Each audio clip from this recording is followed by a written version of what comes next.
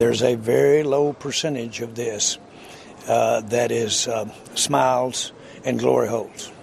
This is absolutely lit. This is lit. Ladies and gentlemen, welcome. This is Dark Times with Dark Match Steve. We're going shirtless tonight. I hope you guys don't mind. Oh shit, hold on. Yeah, sorry. Tits out tonight, guys. I encourage everyone to join me wherever you are. I don't care if you're in public. Take your shirt off. We need the nipples out. Okay? Thank you. Play along now. You'll have more fun if you just join in with us, okay? So what are we doing tonight, ladies and gentlemen? I was excited when I first heard about it. Believe it or not, someone agreed to a debate with Nicholas KKK Fuentes, okay? And that is Dinesh D'Souza, who agreed to debate him. This is exciting because a lot of, people from both sides run from Nick Fuentes. Nobody wants to debate him.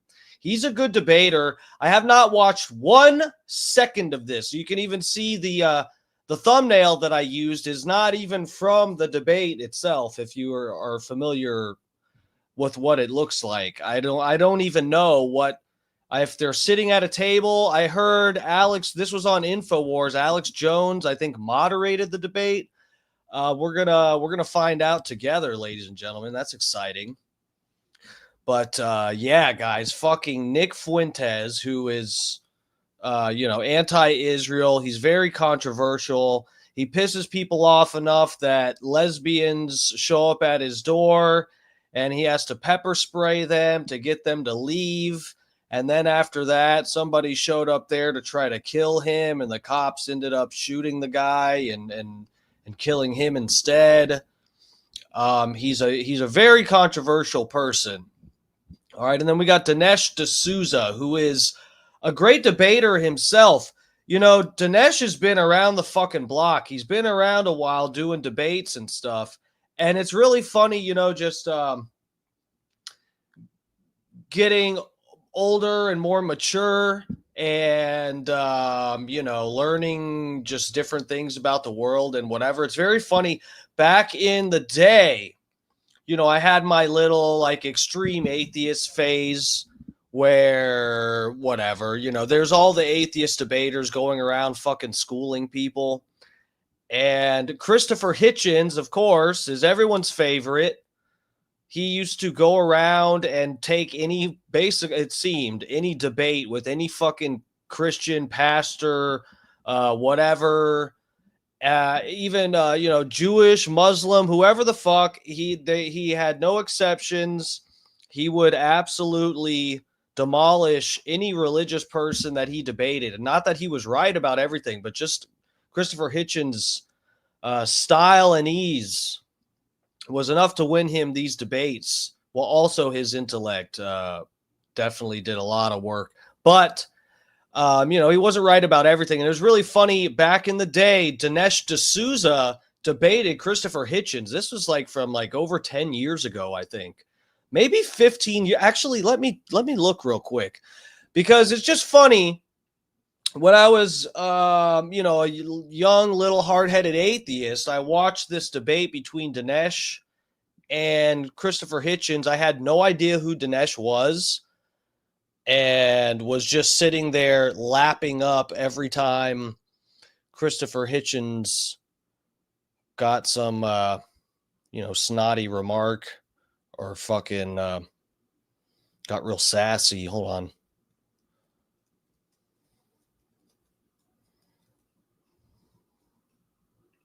Let's see how far back this was. I'm just curious. Oh, I know. Oh my God, 15 years ago. There you go. I wasn't far off. Actually, I said 15 years after I said 10. So anyway, but I have a lot. Back in the day, I did not give a fuck who Dinesh was. I didn't care. I was just sitting there to watch Christopher Hitchens demolish another religious person for my entertainment. But now I appreciate, you know, Dinesh's intellect quite a bit. So I'm interested to see how this goes. You know, the most I have seen as a spoiler is that there was some tweet that I saw where someone was like defending Dinesh, and they were like, "Oh yeah, Dinesh fucking." I'm totally paraphrasing. It's nothing like what it said, but it was basically saying Dinesh did good against fucking Nick Fuentes. And then I was like, majority replies saying this person is a crackhead for thinking that Dinesh won the debate. So that's exciting. So we're going to get right into this. Let me get to the chat. Tonight we are on, where are we? YouTube, Twitter, X, whatever you want to call it. I don't care. And Rumble. So wherever you're at, get in the chat. Your voice needs to be heard. If you're new, for sure, I'll highlight your stuff. You know, I say hello to everybody when I'm getting in here. I try to read every chat message. I don't highlight everyone, but if you're new, for sure, I'll highlight it.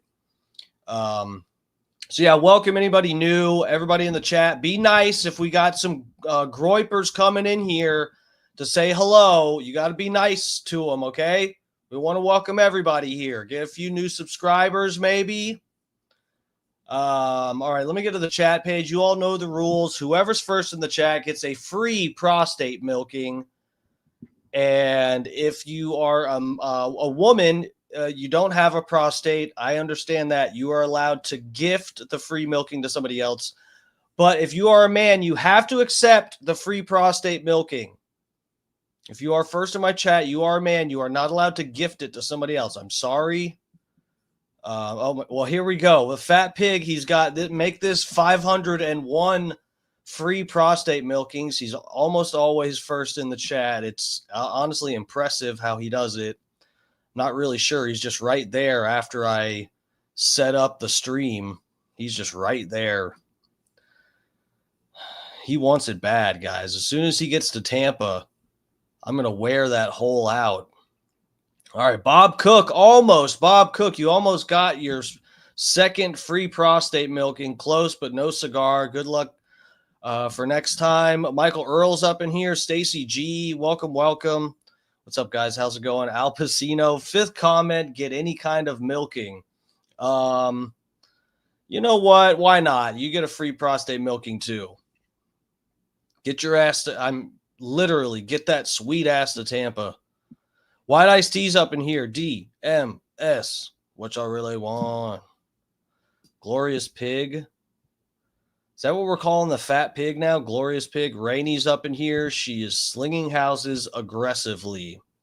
You will be in debt after watching this stream because Rainy will sell you a property you didn't even know you wanted. You got a loan from the bank now. The interest rates are just out of control. You are screwed. Daniel Graham's up in here. What's up? Is this where the party's at? Yeah, let's fucking go. I'm going to start this up in a minute here. We're almost to the bottom of the chat, I think. Almost caught up. Adam has two hands. Are you new around here? Get a shirt with some sleeves, Romeo. Well, actually, I'm not seeing Bob D in the chat, but we had several people, and by several, I mean one person in my chat last night recommended that I take my shirt off. I told him I'm not going to do that, but sometimes I go shirt. This is the thing, is I go shirtless sometimes for my streams when I'm staying home. Normally after my stream, I go out, so I'm already dressed, but we're staying home tonight, guys. We're going to get to bed at a decent time. Tomorrow's my Friday, and then on actual Friday, it's my birthday. And if I stream, I'm going to be in my birthday suit for that. So be ready. Adam has two hands. I like Dinesh, but I don't like how a lot of the Indian conservative talking heads all became H1B1 guys. Yeah, that's suspicious. Almost nepotistic. I'm nice. Okay, that's good. Well, welcome. Nice shoulders. Thank you. You know what? I've been doing the shoulders for a long time, really trying to concentrate on them. There's been a few times when I first started working out, I would just do like chest, biceps, fucking whatever, basic shit. There's been a few times I've seen people in person where their shoulder actually, kind of comes up a little bit. Like it actually looks like there's muscle there. And I'm like, what the fuck? I need to start doing shoulders, bitch. But yeah, that's a regular part of my routine. And my shoulders used to be fucked up too. I had like a bad, I don't know if it's rotator cuff or what, because I didn't go to the doctor, but it was fucked up for a while. And yeah, now I'm killing it. Birthday. Yeah, I know I sound black. It's okay. All right. So where, I think I have this saved on Twitter. Is this the only, was this an X exclusive last night? I was streaming, I think, when this debate was happening. Let's see. Let me get the Twitter up. I saved it there somewhere.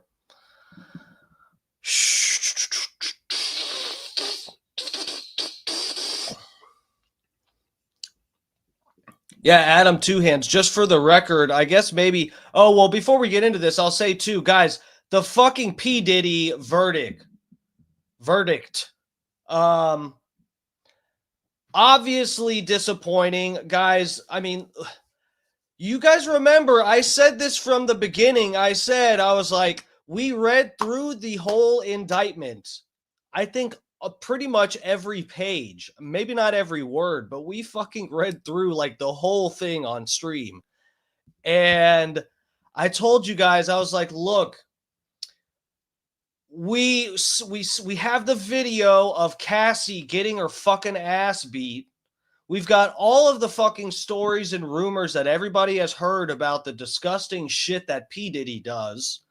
We've got Usher and the fucking, what was it called? Flavor Camp, right? Where admittedly, this is like public knowledge that Usher admitted Diddy had him participate in Flavor Camp, which had him doing things that minors shouldn't be, involved with, basically.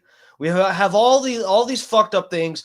P. Diddy and the most awkward video of all time when he's like clearly letting Justin Bieber drive one of his expensive cars in return for butt sex. That is clearly what's going on. I might be projecting a little bit there, but no. For real, I mean, guys, we know there's the general sense of how disgusting P. Diddy is. There's plenty of data. There's plenty of like good, valid information about how much of a disgusting piece of shit he is. And then we read through this indictment and it's just like, oh, he hired some prostitutes to fuck his girlfriends. Okay, yeah, and his employees, tried to cover up all the nasty stuff he did. Racketeering.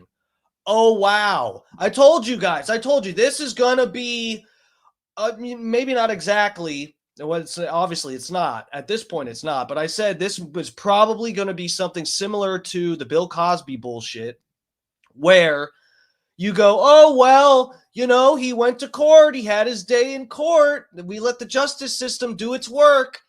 He got convicted. How about that, guys? And all the people at the courthouse celebrating and the women running outside crying like, oh, my God, we finally locked up this evil man. And then, oops, prosecutor made a deal. We made a deal. Hey, guys, we forgot we made a deal with Bill Cosby, so now he walks free. We forgot. So we went through that whole trial and the victims reliving everything and coming out of the courtroom having been emotionally damaged a second time by recalling all of this. And oops, we made a deal with him, so he's free to go. And this is like what I'm feeling is it's similar almost to what, not exactly, but P. Diddy gets charged with these bullshit lesser charges. The indictment is not indictment. The fucking racketeering shit was probably some of the most like crazy. And he hired prostitutes, brought them across state lines, whatever. The sex trafficking shit. About in the two cases, the one unnamed bitch and then the Cassie lady or whatever, I read through it and I was like, guys, this is like, he's doing worse than this. He's having fucking weirdo sex parties. There's evidence that he's bringing these fucking designer drugs in and getting people fucked up. And there's all these stories and the videos of people at his parties that are blacked out, he's up to worse. And this is all we have in the indictment. I told you guys, this is bullshit. So all they've got him for now, only thing he was found guilty of is the fucking 2 counts of the prostitution, hiring and transporting someone for prostitution, whatever the fuck. It's bullshit. It's going to be bullshit. He's going to get probation or stay in jail at home or something stupid like that. And there's going to be a ridiculous majority of people that will probably go, well, he had his day in court, guys. That's the justice system. It's fair. Fair is fair. Justice is blind. He's, we got what we wanted. He got convicted. Sorry, but it's just a shame. And I kind of called it. Holy fuck, this debate is 2 hours and 40 minutes long. Fuck me. Guys, we're fucked. We're going to be here all night. Let's do it. Okay.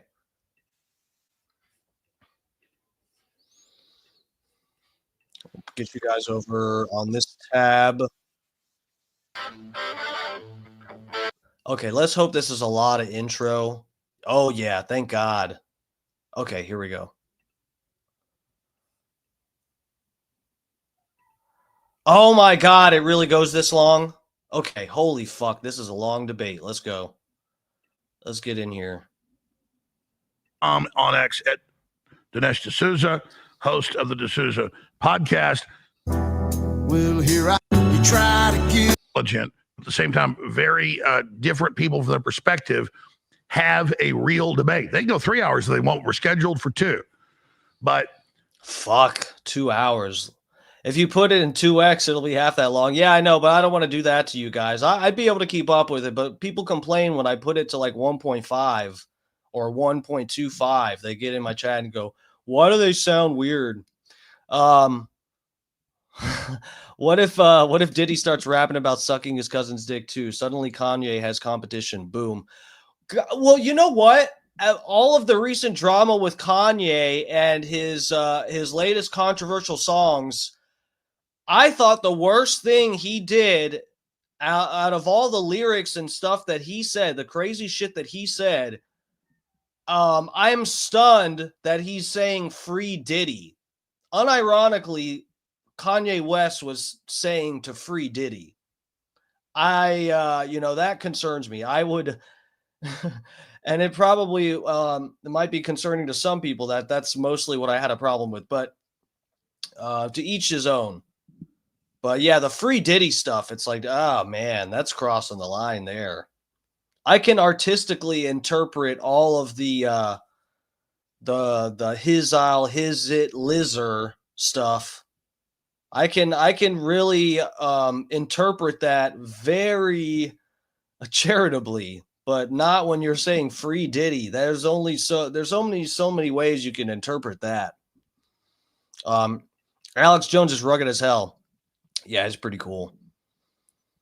Bro, it was, I'm suspicious of Alex Jones these days too, because, there's, I didn't watch the full deal, but I remember seeing these clips when Nick Fuentes went on Alex Jones's program and tried to talk about Palantir, which is really concerning, especially, with tie that in with the big, beautiful bill and the,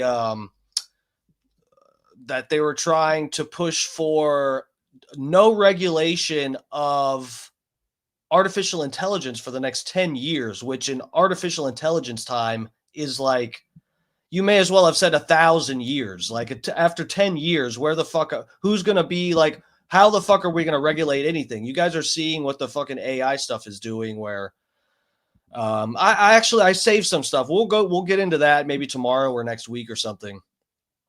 Alex Jones is the GOAT. Look, I like Alex Jones. He's got a place in my heart, but it's concerning when he sort of seems like he's trying to shut Nick Fuentes up just because he brings up Palantir. And Alex Jones, I've seen multiple clips of him trying to downplay Palantir. That's kind of, I don't know.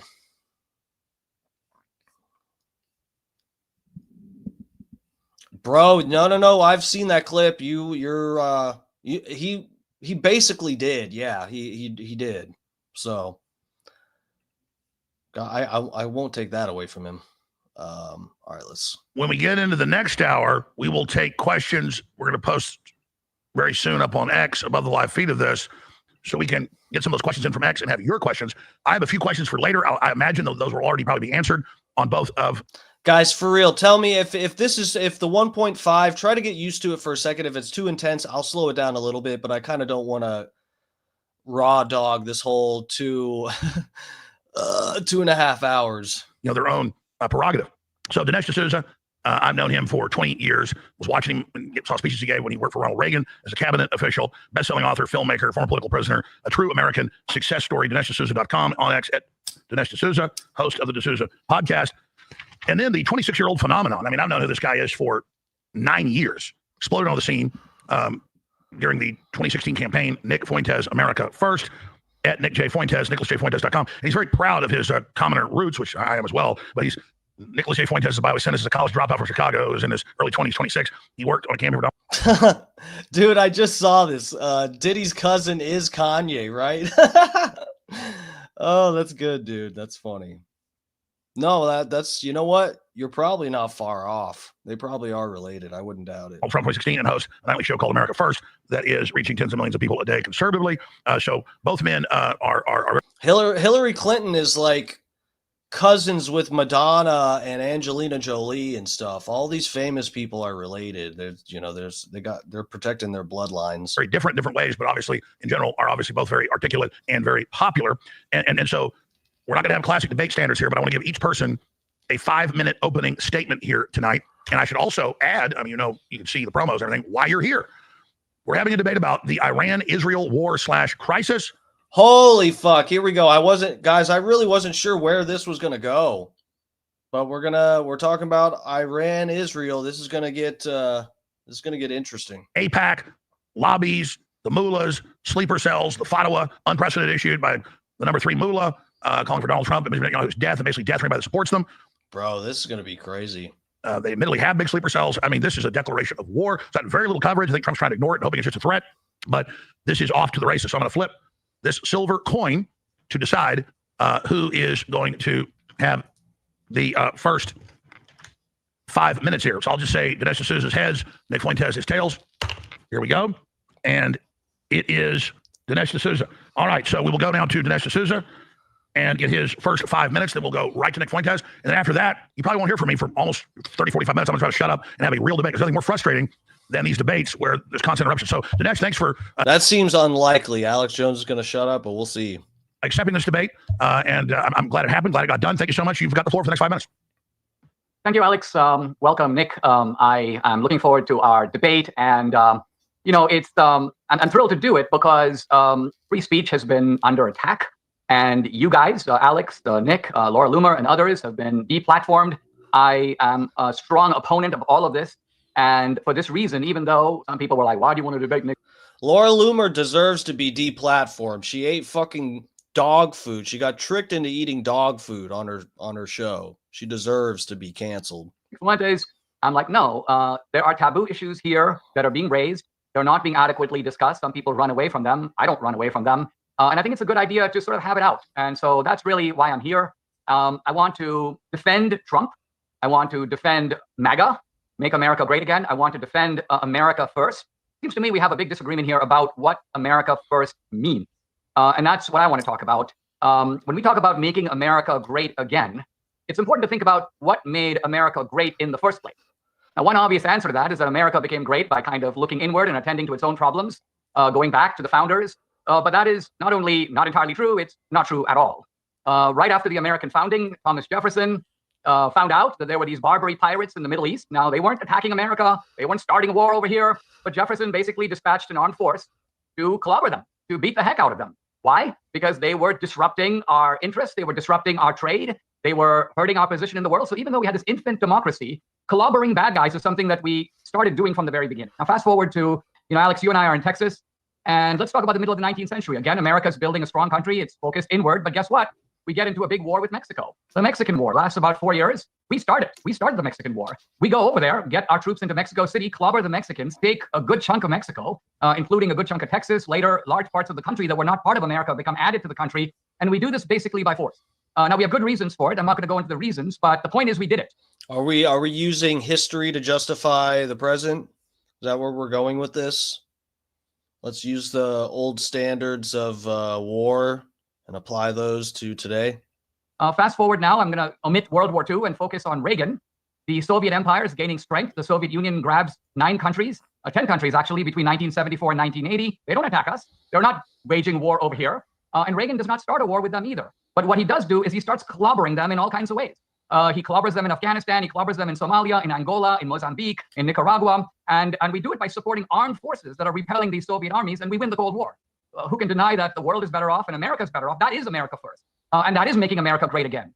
So when we're talking about... Let's be careful also when he says the word clobber. I'm not exactly sure how many dead kids is implied with the word clobber, but let's just remember that innocent women and children are involved in this. When people say clobber, you have to think, how many dead children does he mean by clobber? But making America great again, it has never meant, and it doesn't mean for Trump, a kind of, isolationism. I would even deny that it means no new wars. And I say that because no president who takes an oath to support the Constitution can make that absolute guarantee. There are all kinds of scenarios, and I'm happy to lay out about 6 of them, in which the United States would be drawn into a war. And so the pledge is made as a statement of principle, but Trump is the commander in chief, and it's his decision to make at a given time. Oh, was he? I'm a fucking... No, you know what? That sounds familiar. Unofficial Gucci fiend. Is that your name? Welcome to the channel. Dinesh gonna glaze Reagan since he was part of his admin. That sounds familiar, but I won't say I knew that. I've watched Dinesh a lot. I mean, like I said earlier in the stream, I way back in the day, I watched him debate Christopher Hitchens before I knew who the fuck Dinesh was at all. So I've like kind of, he's at least been in my periphery for a long time. I may have heard about that, but yeah, thanks for the insight. Junior Coltrane's up in here. What's up, lover? Drama is the internet's drug, and we love getting high. So Laura knows exactly what she's doing to succeed. You can't hate that. No, I don't give a fuck about Laura Loomer. I just think it's funny she got tricked into eating dog food. And also that it only cost $100 on that other person's part. I mean, I guess they set up a convincing website or something. I don't know. When the situation is dangerous enough that there should be a war. I don't know how much I assumed Laura Loomer, someone like that, like to do an ad on my show. That really honestly put things into perspective. As it is, we've been 100% ad free on this channel. And by the way, if anyone is new around here, I just have to put this out.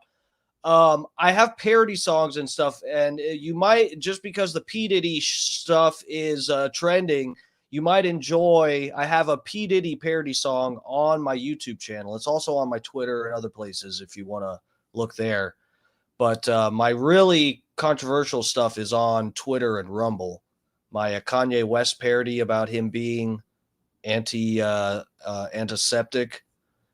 And but yeah, I got a P. Diddy parody on here. Maybe we'll play it at the end of the stream or something. Now, there isn't a war going on in Iran, but I do want to say about the Iranians this. They are not a regional power like Iraq. This is, I think, one of the key differences. Oh, sorry. I was saying, yeah, when I heard, and I don't know if it's 100% true, but I heard, and I thought it was reliable, that Laura Loomer only got paid $100 for that ad. And that just put things into perspective for me, for my stream and stuff, when I've thought about, is there some product or whatever? I don't know. I just I feel like $100, if someone as big as Laura Loomer is like doing ad reads for $100, I mean, it's going to take fucking 15 minutes of me reading ads to make any goddamn money if I do that on my stream. I'm just like, I might actually try to completely keep this ad free, even if I get monetized on YouTube. I don't know. A lot of people think Iran is Iraq, and Saddam Hussein is the same as the mullahs, and Trump is the same as Bush. He's becoming like Bush. No, Iran has a global ideology, and they always have. The reason that they chant death to America, they also chant death to Israel. But death to America is the main chant, and death to Israel is the secondary chant. Why? Because we are the main enemy. We are the great Satan. Israel may be the little Satan, but we are the great Satan. And we are controlling Israel, not the other way around. At least that's how the Iranians see it. The little Satan is not telling the great Satan what to do. It's actually the opposite. The Iranian goal is a global caliphate that obviously involves global supervision, Sharia law, bringing it here, infiltrating this country, paracells, and the nuclear weapons are just taking this global ideology and giving it enormous power. There's an old saying that says, what do you say to, what do you call a dictator who has nuclear weapons? And the answer is, sir. What that means is that when a guy gets nukes, he's on a completely different level. You've got to, in a sense, be deferential in a way that you otherwise wouldn't. So here's Iran. They are cooking these nukes. They are building this uranium. They're enriching it way beyond any peaceful purposes. And Trump says, look, it's in our interest that they not have this weapon. Yes, it's in Israel's interest as well, but we're not doing it for Israel. We're doing it because we don't want them to have a nuclear weapon. Okay, Dinesh, that's about 5 minutes. We'll come back to you. You guys give a free for all in a moment. Nick Fuentes, and something you said, Dinesh, I'm just going to add a small caveat and then go back to you guys. So I'm going to say it up front. I appreciate you doing this debate. I appreciate Nick and you guys having this idea. I forget who came up with it, but I think if I remember correctly, Nick challenged you and you said sure, and then here we are 2 weeks later. So thank you both for doing this. But exactly what we're doing is what the left, who is diabolical against free speech, does not want. They don't want real debates, and so this is very, very healthy and very, very pro freedom, pro America. I appreciate you both for being here. Just wanted to add that. So thanks for reminding me of that decision. All right, Nick Fuentes, you've got about 5.5, 6 minutes because Dinesh went a little bit over as I didn't stop him. So Nick Fuentes of America First. All right. Well, thank you very much, and I'd like to start out by saying as well, I appreciate Dinesh D'Souza for doing the debate, and I actually appreciate him saying that. Because it is true, we have both been brutally censored, and I know that Dinesh was also targeted by the Obama administration. So, really all sort of in the same boat in terms of we've all been persecuted to some extent. Dinesh that's right. Dinesh, didn't he do actual jail time for, it was like campaign finance stuff, right? I know I've seen him get roasted when talking to he debated different people, and they love to bring up how Dinesh did jail time. He's a criminal. Who did he what's his name? Well, the Young Turks, the fucking guy who he talks like this. I forget his name right now, but he talks like this when he's mocking the person he's debating. And so I appreciate him saying that. But I'd like to move on and get into the subject of the debate. And I actually like how Dinesh framed it. I agree with him. The central question concerning the Iran war is, what does America first mean? What is the United States' involvement in Iran, or what should it be?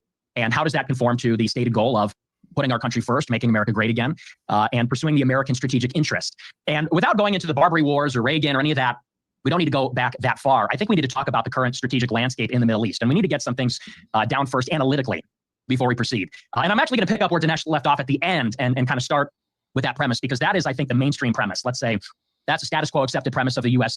Media or the conservative media, is that Iran is an apocalyptic regime. They have global ambitions. They're led by religious zealots and fanatics. They're racing towards a bomb because they want to attack Israel and the United States. And I would say that with that analytical framework, you probably would say that it's justified that we go to war with Iran. I would probably agree under those circumstances. But I will clarify a couple of things. Let's say that in the first place, this is not the first regime that has been described this way. When we were at war with the Soviet Union, it was conservative. That's a good picture right there. The way the coats almost match up.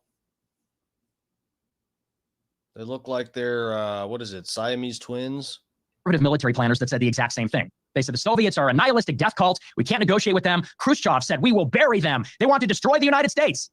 Of course, we negotiated with them. Of course, Nixon had dates. No, sorry, I just remembered the name. Not Alex, it's Cenk. I was doing Cenk Uygur. I forgot his name. But when Dinesh debated Cenk, he brought up multiple times during the debate was roasting Dinesh for doing prison time. He may have even said something about dropping the soap. It was something like that. It was something. And eventually we negotiated with Gorbachev and the wall came down and we didn't have to go to war. We said the same thing about Maoist China. They killed 70 million people. They're a communist death cult. We negotiate with them all the time. They joined the World Trade Organization. I don't think anybody would argue that communism is not a nihilistic global ideology with ambitions to take over the planet. It certainly did. It always had. Yet we negotiated. Well, let's also talk about Iran's nuclear program. And once again, let's sort of do some housekeeping.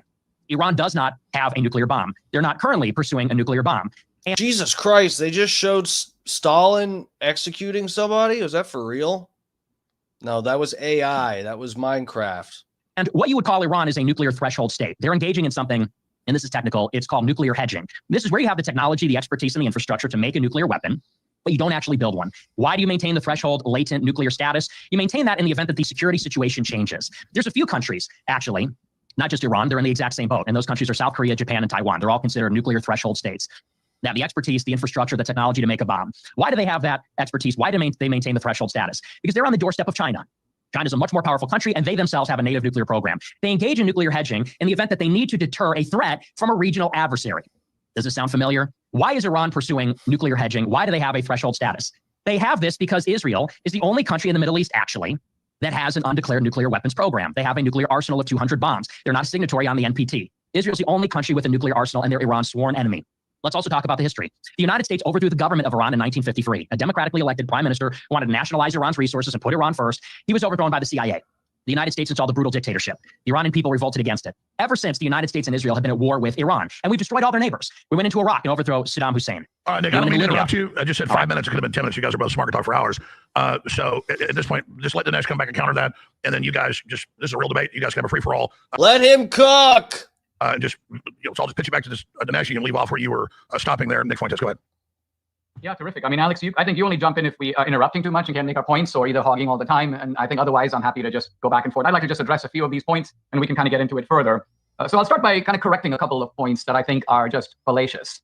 The first one is the idea that the Soviet Union was said to be some kind of a maniacal, nihilistic power. No one ever said that. Not only that, but the whole premise of mutually assured destruction, or MAD, was based upon the idea that you have two completely rational adversaries, and each of them understand that the deployment of nuclear weapons, the one against the other, will meet with catastrophic retaliation. Never once did we dream that Khrushchev was like a suicide bomber, or Brezhnev, or Andropov, or Chernenko, or any of the Soviet leaders going back to Lenin. We knew that they valued their lives. We saw them as protecting their own interests. So the idea that there's some kind of we've heard all this before with Russia and China, that's not true. The idea of negotiating with the Soviet Union. So Dinesh is saying basically negotiating all that Nick Fuentes mentioned, negotiating with Soviet Union and whatnot. It's different than negotiating with an Islamic death cult that has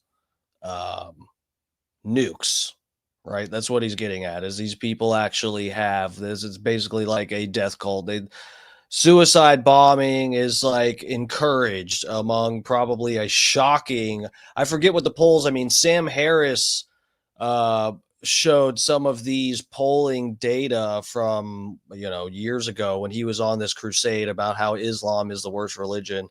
That's basically like what Dinesh is getting at here, I think, is like negotiating with people who we disagree with greatly and that want to cause us violent harm. They're at least like white and or Christian and value human life more than an afterlife with however many virgins Allah promises you. Union was the liberal idea.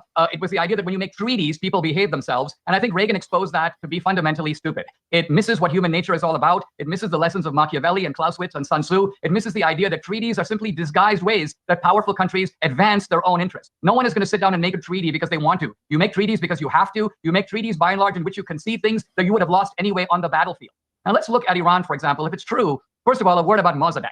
I heard Nick use the word democratically elected. Mossadegh was not democratically elected. He was not elected by the Iranian people. He was in fact appointed by the Shah. Let's remember that the Shah was in power in 1953. So if you have a dictator who's running the country, how does someone get democratically elected? So I think this is actually taking up a talking point from the left, and a bogus talking point also. By the way, the first thing that Mossadegh did when he came in, he dissolved parliament. So this democratically elected guy dissolves the very parliament that supposedly put him into power. So he was an autocrat, in some ways no different than the Shah. There was a power struggle. Yes, the CIA was involved. Mossadegh was overthrown. In my view, that was a very good thing. Now, some people will say, well, that's what caused the Iranian Revolution. Wrong. The Mossadegh business was in 1953. The Iranian Revolution was in 1979. Are you telling me that the Iranians were really mad, but they decided to go on a 25-year vacation and then decided, okay, now let's work ourselves up into a frenzy 25 years later? The reason we got Iran is basically because of Jimmy Carter. Jimmy Carter decided that the Shah was a despot. He didn't want to support the secret police. He pulled the Persian rug out from the Shah, and basically we got Khomeini. So this is the nincompoopery of Jimmy Carter. He tried to get rid of what he saw as the bad guy, and we got the worst guy. Okay, so Nick, we've had a regime. Respond to that, but I don't want to jump in a bunch. This is a great debate, but we're kind of doing a history lesson, debating history. Go as long as you guys want. We go 3 hours if you want. I hope we get into the current stuff, the fatwa, Trump saying they may have a We are not going 3 hours. peaceful Monday, the Israel lobby, all of that. I'm going to stop there. Nick, come back. You guys start going back and forth there. Sure, I would come back and, I don't want to turn it into a big history thing about the Soviet Union and communism, but I would say that's simply not true. I mean, it was credible, and this is what the Pentagon believed in the late 60s and early 70s, is that the Soviets thought that they could survive a first strike against the United States. The idea that mutually assured destruction was always the law of the land. There's this revolution in diplomacy because of nukes. It's just belied by doctrine. And during the 60s and 70s, we believed the Soviets were more powerful than us. They had more nukes than us, and we thought that they were going to strike us first. They thought they could survive it. And the rhetoric about the Soviets was the same. They have this global ambition, domino theory. They want a global revolution. It was the exact same stuff that they say about Iran, and yet we never invaded the Soviet Union. We didn't need regime change in the Soviet Union and to go in and decapitate the regime with airstrikes. It just isn't true. We negotiated. So I would say that's in the first place, but we don't need to relitigate the history of the Cold War. Then second place with Mossadegh, it's really neither here nor there, the exact particularities here. The point is this. The United States and Israel pursue regime change across the entire region. That's the point I'm trying to make, and I didn't get to finish in my opening statement. We overthrew Iran's government once, and you admit it's a CIA coup in 53. In 1979, the people are furious because of the secret police, because of the white revolution, because of the reforms that were made under the Shah. They overthrow the Shah's government, the Western-backed government, because they saw it as a puppet.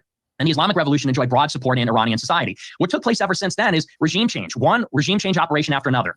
Afghanistan, Iraq, Libya, Egypt, Syria, you name it, whether it's the Arab Spring and it's these soft power color revolution coups or ground wars or it's civil wars. That's the business we do. And we do it no matter who it is. We do it against secular dictators. We do it against people that cooperate with us and those that don't. Gaddafi gave up his nuclear weapons in 2003. We backed airstrikes against him anyway in 2011. We backed Saddam at one point. We oversaw the dismantlement of his nuclear program. We went to war against him in 2003. We said we weren't going to war against Assad in Syria. We did. He's now overthrown, and now you have ISIS in power. This is the history of the Middle East. And this gets to the reason of why Iran wants a nuclear weapon. It's not because they want to kill everybody. It's not because they're fanatical and we can't negotiate and they're trying to bring about the end times and the eschaton. It's because they want to deter the same fate, regime change, would happen to all of their neighbors. That makes them rational. Okay, let me stop you. I said I interrupt. You guys are both too polite. Every 2 or 3 minutes, I'm going to make you pause. That goes back to what Dinesh was just saying earlier. He's like, when North Korea has nukes, we say, sir, which I get that. And I don't want them having nukes. They do. And most missiles hit us. But that then begs the question, Iran, if we can hedge and maybe have some hidden, then that speaks to why they would want to nuke. I mean, there's a lot to say here, but go ahead. Yeah, one of the mullahs, right in the middle of all this, one of the key mullahs made a very key admission. He said, this is not about Iran. This is about Islam. Right there, you get the heart of the matter. These mullahs, and yes, there was a broad-based Iranian revolution, but the mullahs in that power struggle took power. And they have ruled dictatorially over Iran now since 1979. They've made the Iranian revolution semi-permanent. But the key to understanding that revolution, going all the way back from when they seized the American hostages to the strike on Beirut, 1982, to the fact that Iran has been sponsoring terrorism, not just in the region. They have tentacles in Venezuela. They have tentacles in South America. They have cells in the United States. They are making an alliance with Russia and China to create a kind of axis of power. So to the degree, Nick, that you're saying that this is, a global chessboard, I agree. And I think that in a way, puts an interesting question for us, which is that isn't it a fact that there is a jihadi or radical strain of Islam? This ultimately is what is driving a lot of these radical Muslims, right? They are Hezbollah, Hamas. It doesn't matter whether they're Shia or Sunni. Hamas is Sunni. Why is Iran funding Hamas? Because they don't care about those distinctions at the end of the day. At the end of the day, they care about whether you're an infidel, yes or no. This radical Islam is a global ideology. Look, you can say the mullahs keep saying it. I don't believe it, but you should believe it. When the Russians said that they wanted a global triumph of communism, they meant it. We took it seriously. And by the way, we didn't end the Soviet Union through some sort of a treaty. We ended the Soviet Union by bankrupting them. Reagan ultimately defeated them in the Cold War. It was not a treaty. It was they were out of gas. They couldn't compete in an arms race. We were building MX missiles and putting multiple war. Big E's up in here. What's up, dude? Thanks for joining us. What's up? What's up? How's it going? Please, wherever you're at, hit the like button. I hate to fucking say it, you know how it is on here. I gotta get in the right algorithms. It's a struggle. Heads on them. We were building a missile shield. We were supporting guerrilla revolutions around the world. That's ultimately Afghanistan became, by their own admission, a bleeding wound. So this is why the Soviets gave in. They didn't give in. No country ever gives in because of a treaty. The idea that communism abolished itself, Eastern Europe was freed because we put a piece of paper in front of them and went, oh, okay, let's get rid of all this stuff. We were once a global empire. We'll now become a second-rate superpower. That's not how it happened at all. And that's a misunderstanding of Iran. Islam is a conquering force. The Muslims came out of the Arabian desert. How do you think they conquered the Holy Land? They took Jerusalem. They took Syria. They took Jordan. They conquered Iran by force. That's how they got it. They are the occupier of Iran. Okay, Dinesh, and by the way, you're both very smart men. I've studied the history. You're both accurate in the basic facts. Very interesting. I'm not saying the general public's dumb, but even really smart political people, most of them can't find around on a map. So I don't want to throw this in. I figured, very smart, Dinesh, trying to throw the debate away here, but very smart to get into America versus Iran up front. I was imagining, and I'm not trying to steer this, so I want to spend some time on it, the whole issue of Israel and the Israel lobby and where that sits, because I know that's Nick's bailiwick. And, so that's just something I'm throwing out there as well, because that's why a lot of Americans have seen, I'm not saying I love the Islamists or any of this, but we've seen regime change. Now, the former head of Al-Qaeda in charge of Syria, we see. Richie, thank you, sir. I appreciate it. You're talking about Dinesh still stroke face. I don't know what's up with his face. I think that's, I think that's just because he's Indian. Hamas being Israel helped set it up, as a counterbalance. Then we've got, Iran, all of this. And so I think a lot of Americans just don't believe the intelligence establishment, even though I would cry at night if the mullahs fell. So, what about the AIPAC Israel issue and all of this, Dinesh, for like a minute? Well, can I respond actually to what he said? Sorry, I apologize. No, you're fine. I just want to have equal time. But with regard to this, there is just like this, and forgive me if this sounds I'm trying to be cordial here, but I do believe there is this engine in the United States from the conservative movement that says it is about Islam. This is Glenn Beck's book. This is sort of the Fox News mantra. It is Islam. Islam is the problem. And I'm not an Islamist. I'm a Catholic. I'm not pro-Islam. And I wouldn't even call myself pro-Iran. I'm pro-America. And to sort of narrow the discussion, let's talk about Islamism. Let's talk about jihadism. I agree with you. There is an element of jihadism in the Middle East. There are these radical Muslims that they want to return to the faith of the pious ones, the ancient Muslims, the first 2 or 3 generations of Muslims. They come from Saudi Arabia. Hezbollah, Hamas, the Iranian-backed groups do not attack Americans on American soil. They're not global powers. They're local powers. They're regional powers. They don't attack the United States. They may attack the United States in Beirut or Iraq because the United States is in their territory.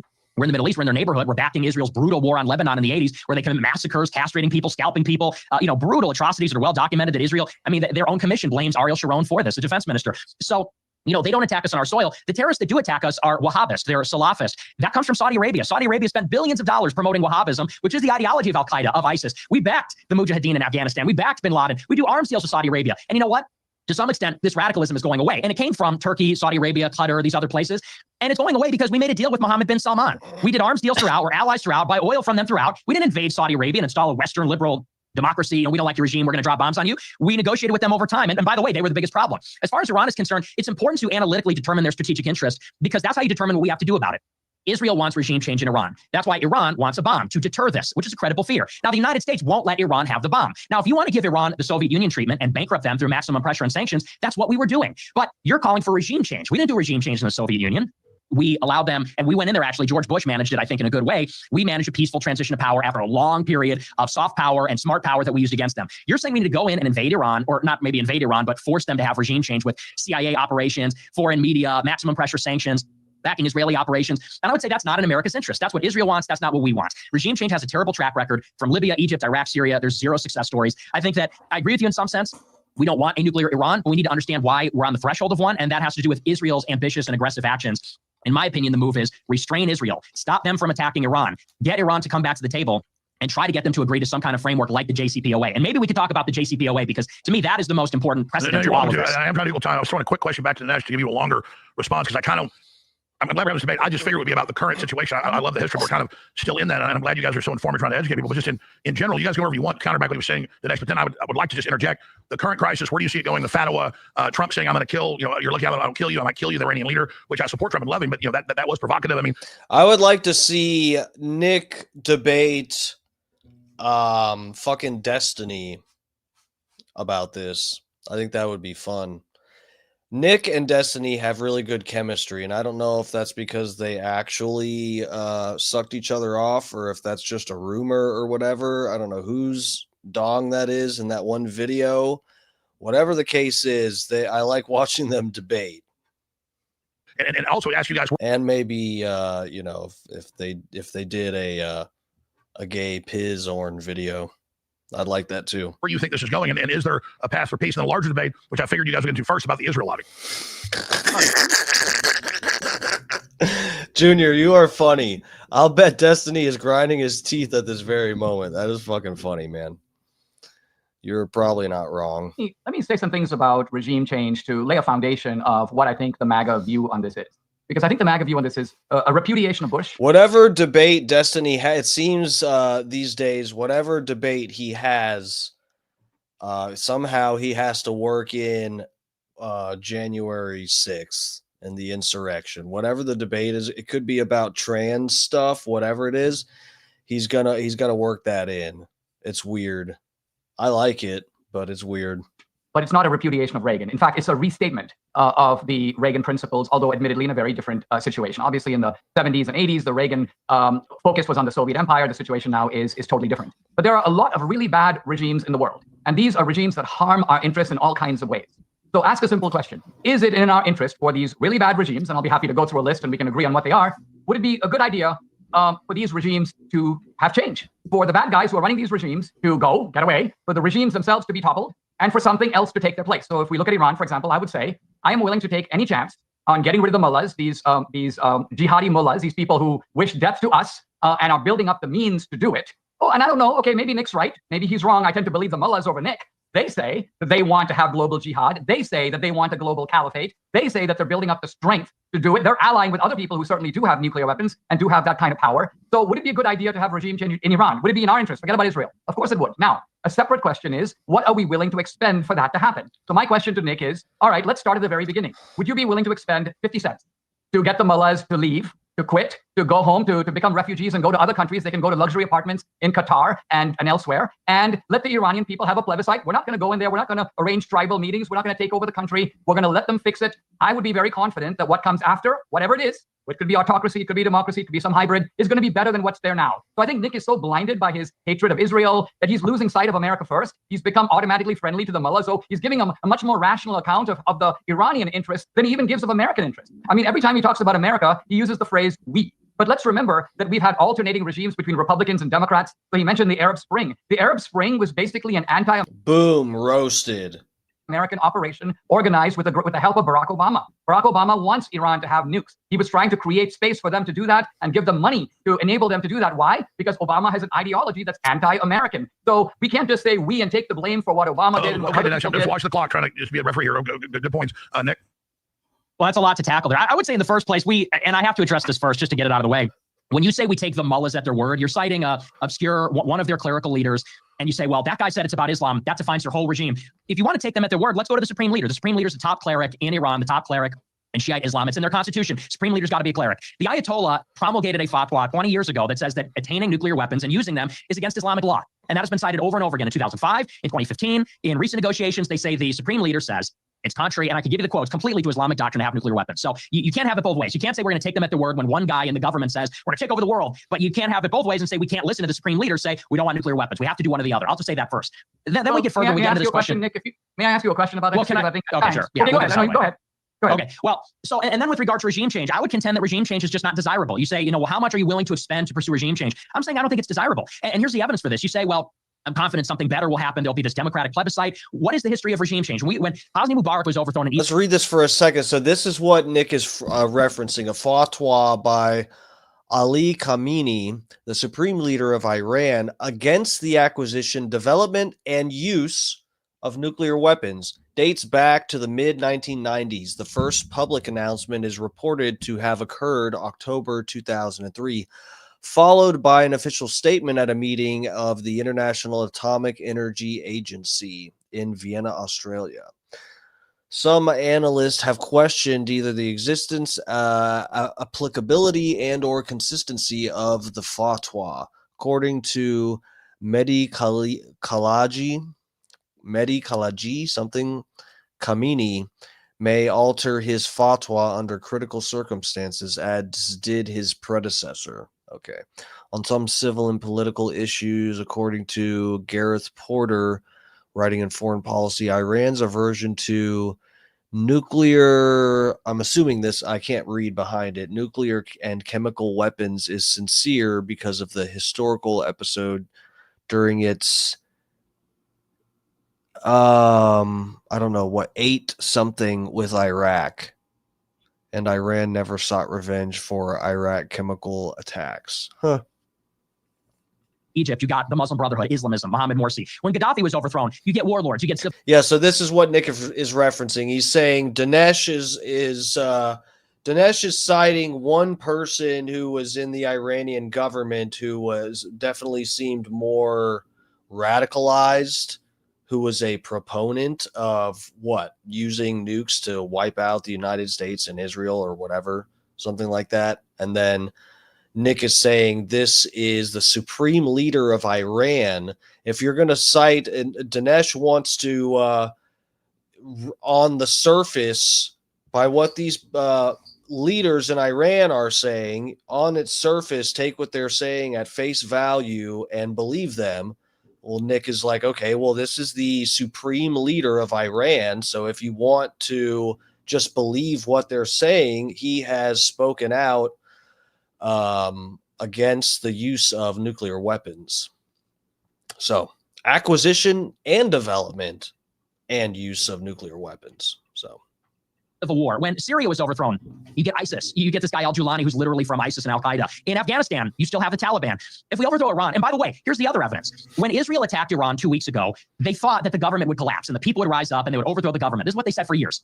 The opposite happened. The people rallied to the supreme leader. They said, we're under attack from a foreign entity. They actually rallied in the streets, and there were major funeral processions for the martyrs, the IRGC leaders that were killed. They rallied behind the government. If anything, if this government goes down, I don't know where you think we're going to get something better. We're going to get something more hardcore. The reason why it matters to articulate Iran's interest is to say, if their worst fear is regime change, which is the credible fear of all leaders, every leader wants to stay in power. No leader wants to meet the fate of Gaddafi. No leader wants to be deposed and live in exile.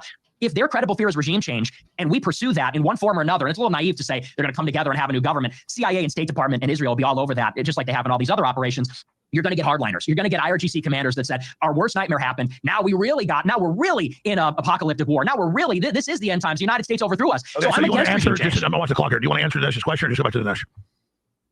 What was that? What question? I really exact question. Dinesh, you had a question though?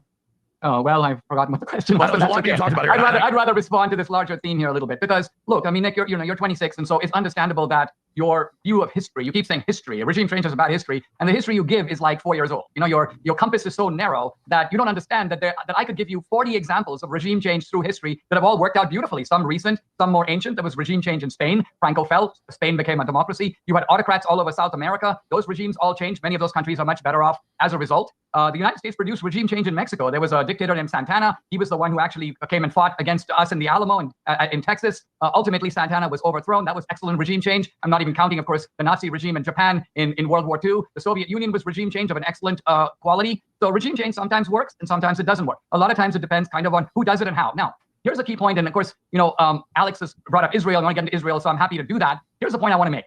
It is very much, in my view, in our interest and Israel to have regime change in Iran. And if Israel is willing to do it, I would say more power to them. I think Trump is stopping them. Trump says, no, I'm going to save the life of Khamenei. And so Trump, in this sense, I think, is more allergic to the risks of regime change and willing to keep the mullahs in power. But what's really important here is Israel is not controlling Trump. It's the other way around. If you leave it to Netanyahu, you leave it to the Knesset, they would like to overthrow the mullahs and they have the power to do it. And the fact that they're not doing it shows that, again, to use my old phrase, the great Satan is controlling the little Satan and not the other way around. There's another example just from today.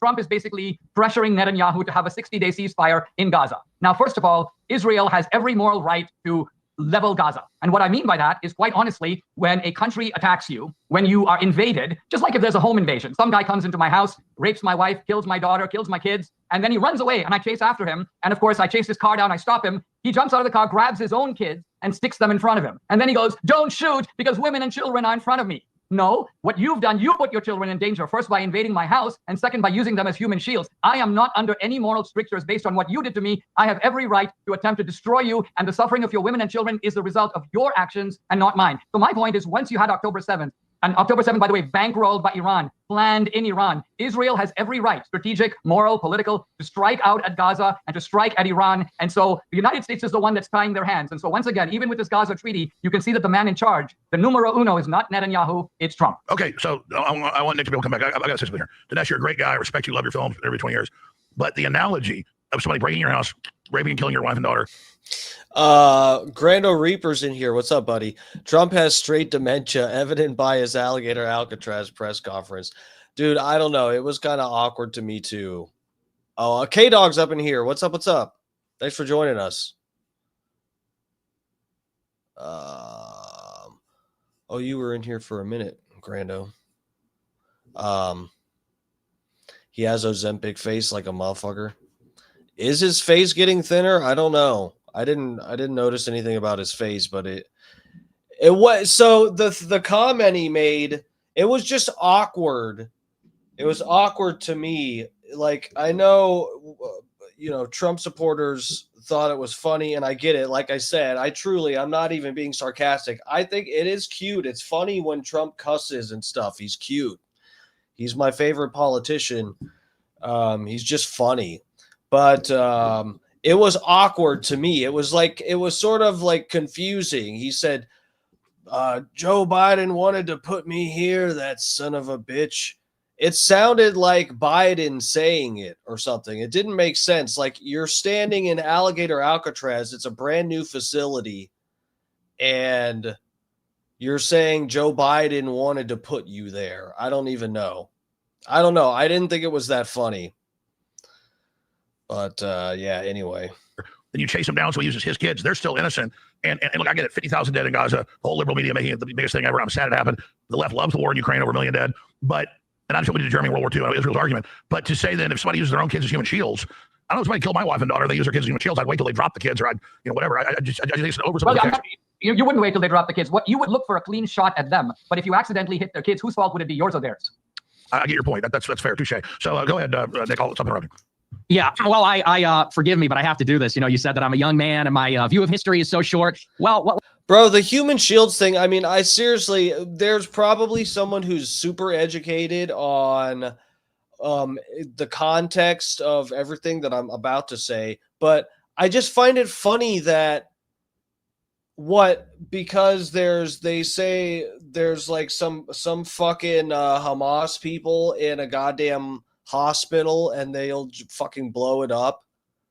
And then it's like, oh, well, that's Hamas using human shields. They were operating from a hospital.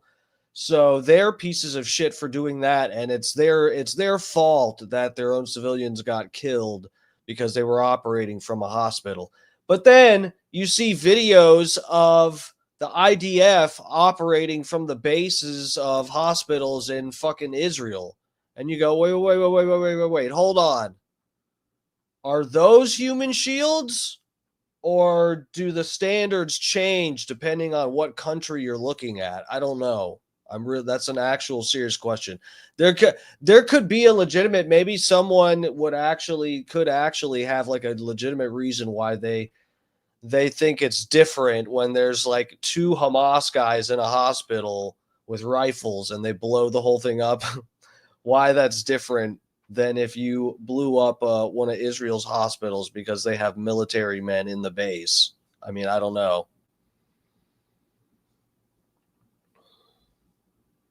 let's talk about some of your history here. You were a big supporter of the war in Iraq, and I want to actually read and go back to what you said about it in 2003 and 2007, because I think this is fair. You said in 2003 that Saddam's support for terrorism, his attempt to acquire nuclear weapons, makes him an imminent danger to world peace and security. That was in 2003. 4 years later, you said the important point about the wars is that 50 million Afghans... Oh, fuck. This is getting good. Okay, he's feeding Dinesh his own quotes back to him. This is good stuff. and Iraqis are free. And for the first time in their history, they can control their own destiny. Liberals emphasize the negative and relish the failures of American foreign policy. Now, there's a lot of other quotes here, but this speaks to the kind of hubris of the neocons, of the interventionists, of advocates for regime change, which is just like in 2003, there's this alarmism.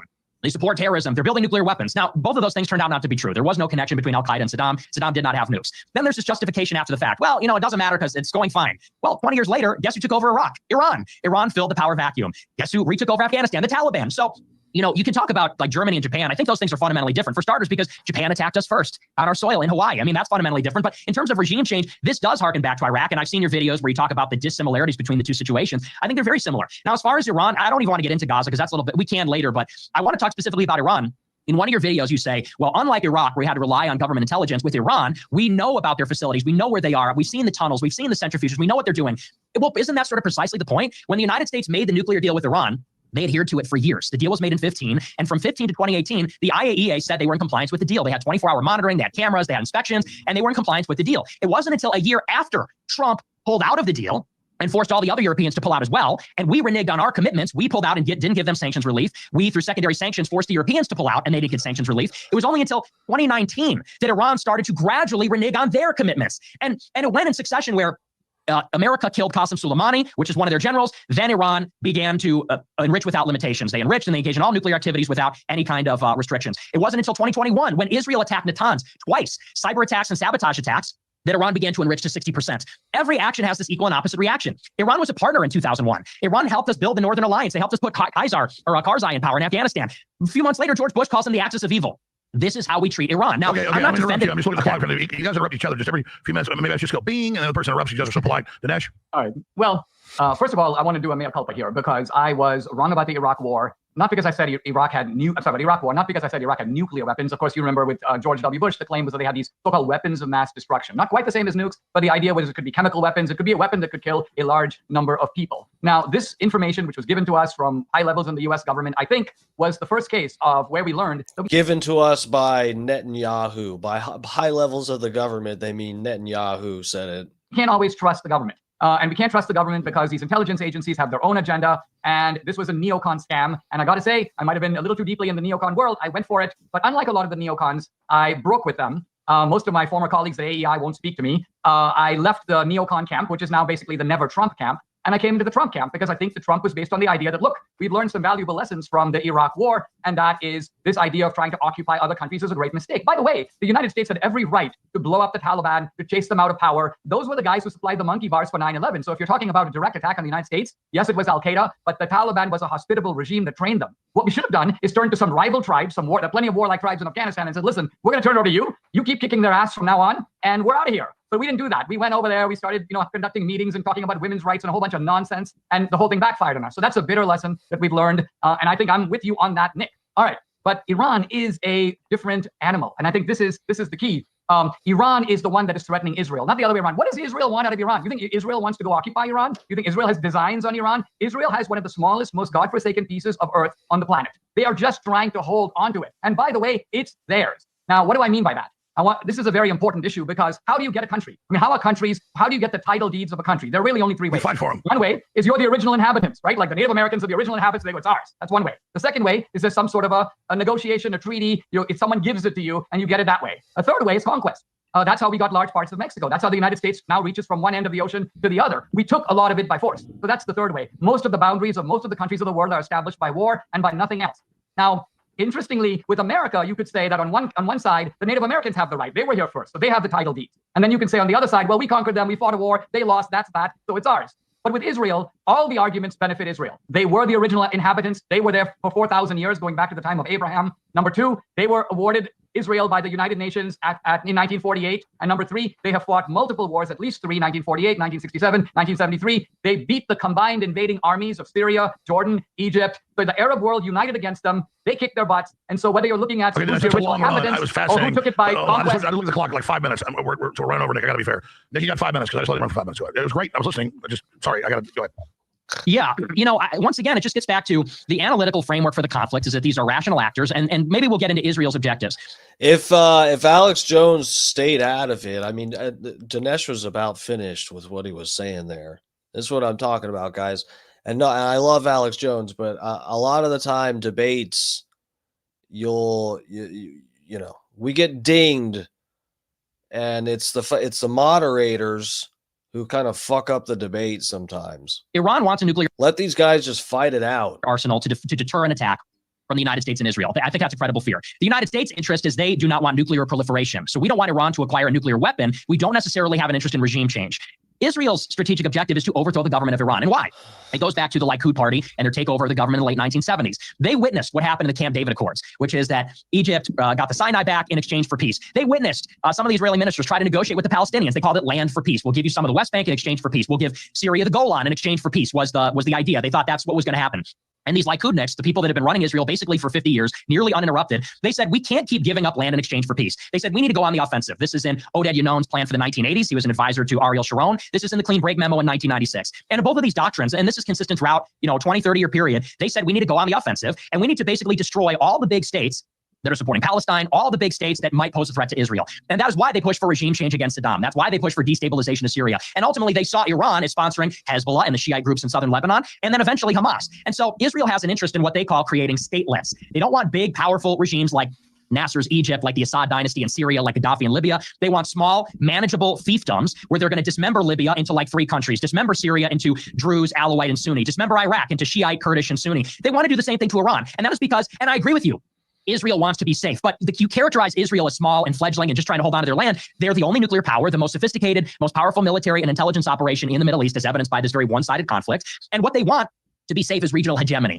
In order to be safe from all threats, they want to make it so that there are no threats. That's why the road to Israeli safety and their right to exist runs through regime change, destabilization, and civil war. And so I'm saying, look, that's probably in their best interest, but it's not in ours. And so that's why I agree with Trump. We should pursue diplomacy with Iran and try to get them to give up their nuclear program with limitations and restrictions without regime change, which is unpredictable and has negative effects for us. Israel wants to regime change, and they want us to pick up the pieces and clean up after them, just as we did in all these other countries. And we deal with the terrorism and the hatred, and we deal with the high gas prices and all the rest of it. So that's the America First position. Restrain Israel from pursuing regime change, restrict Iran's nuclear program. You can use maximum pressure and Reagan doctrine to do it. I'm fine with that. But I think diplomacy is preferable, and that's in our interest to try it. That's my position. Okay, so I want to go back to Dinesh here, and we're approaching 15 minutes of this. This is amazing, guys. Stay as long as you want. I also want to get to questions from X, and I'll just say, because I'm not trying to throw this either way. I have complex views. I know it's all nuanced. I think both of you are making great points, and I'm public about that. I want to blow up Israel, and I also, and I don't like the mullahs, but I don't want to have war with Iran. I know most people don't even like it.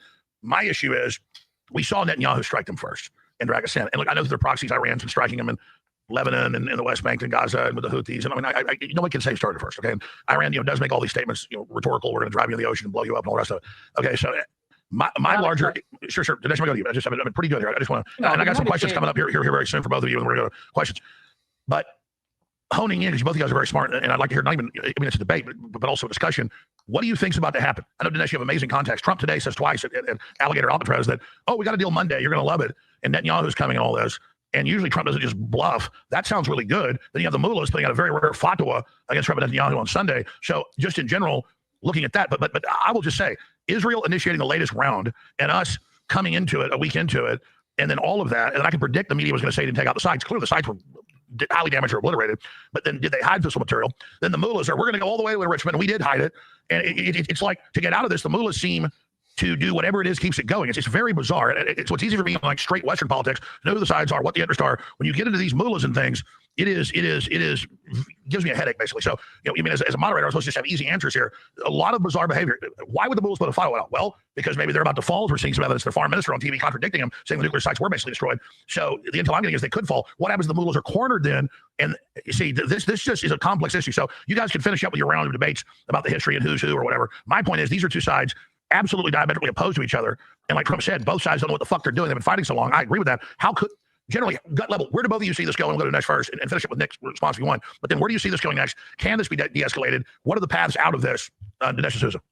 Yeah, the reason I keep anchoring our discussion, not just in history, but kind of in the facts on the ground, is because it's hard to have a debate when the facts are really fuzzy, right? So you mentioned, Alex, that Netanyahu struck first. But if it is true that Iran was a driving force behind October 7th, then Israel did not strike first. Israel struck second. Second of all, let's remember a lot of times, if we go back in history, not very far, Hitler attacks Poland and Great Britain declares war on Germany. Japan attacks the United States at Pearl Harbor. Did we just go to war with Japan? No, we didn't. We sent Patton starts taking U.S. troops into Europe. We went after the Nazis, even though the Nazis did not attack us directly. It was the Japanese who did. All right, let me turn to Nick. Nick says that it's the goal of Israel to somehow topple all the big, strong powers in the Middle East. And let's test if that's true. Which are the big, strong powers in the Middle East? And the answer is, certainly in the Muslim world, there are 3.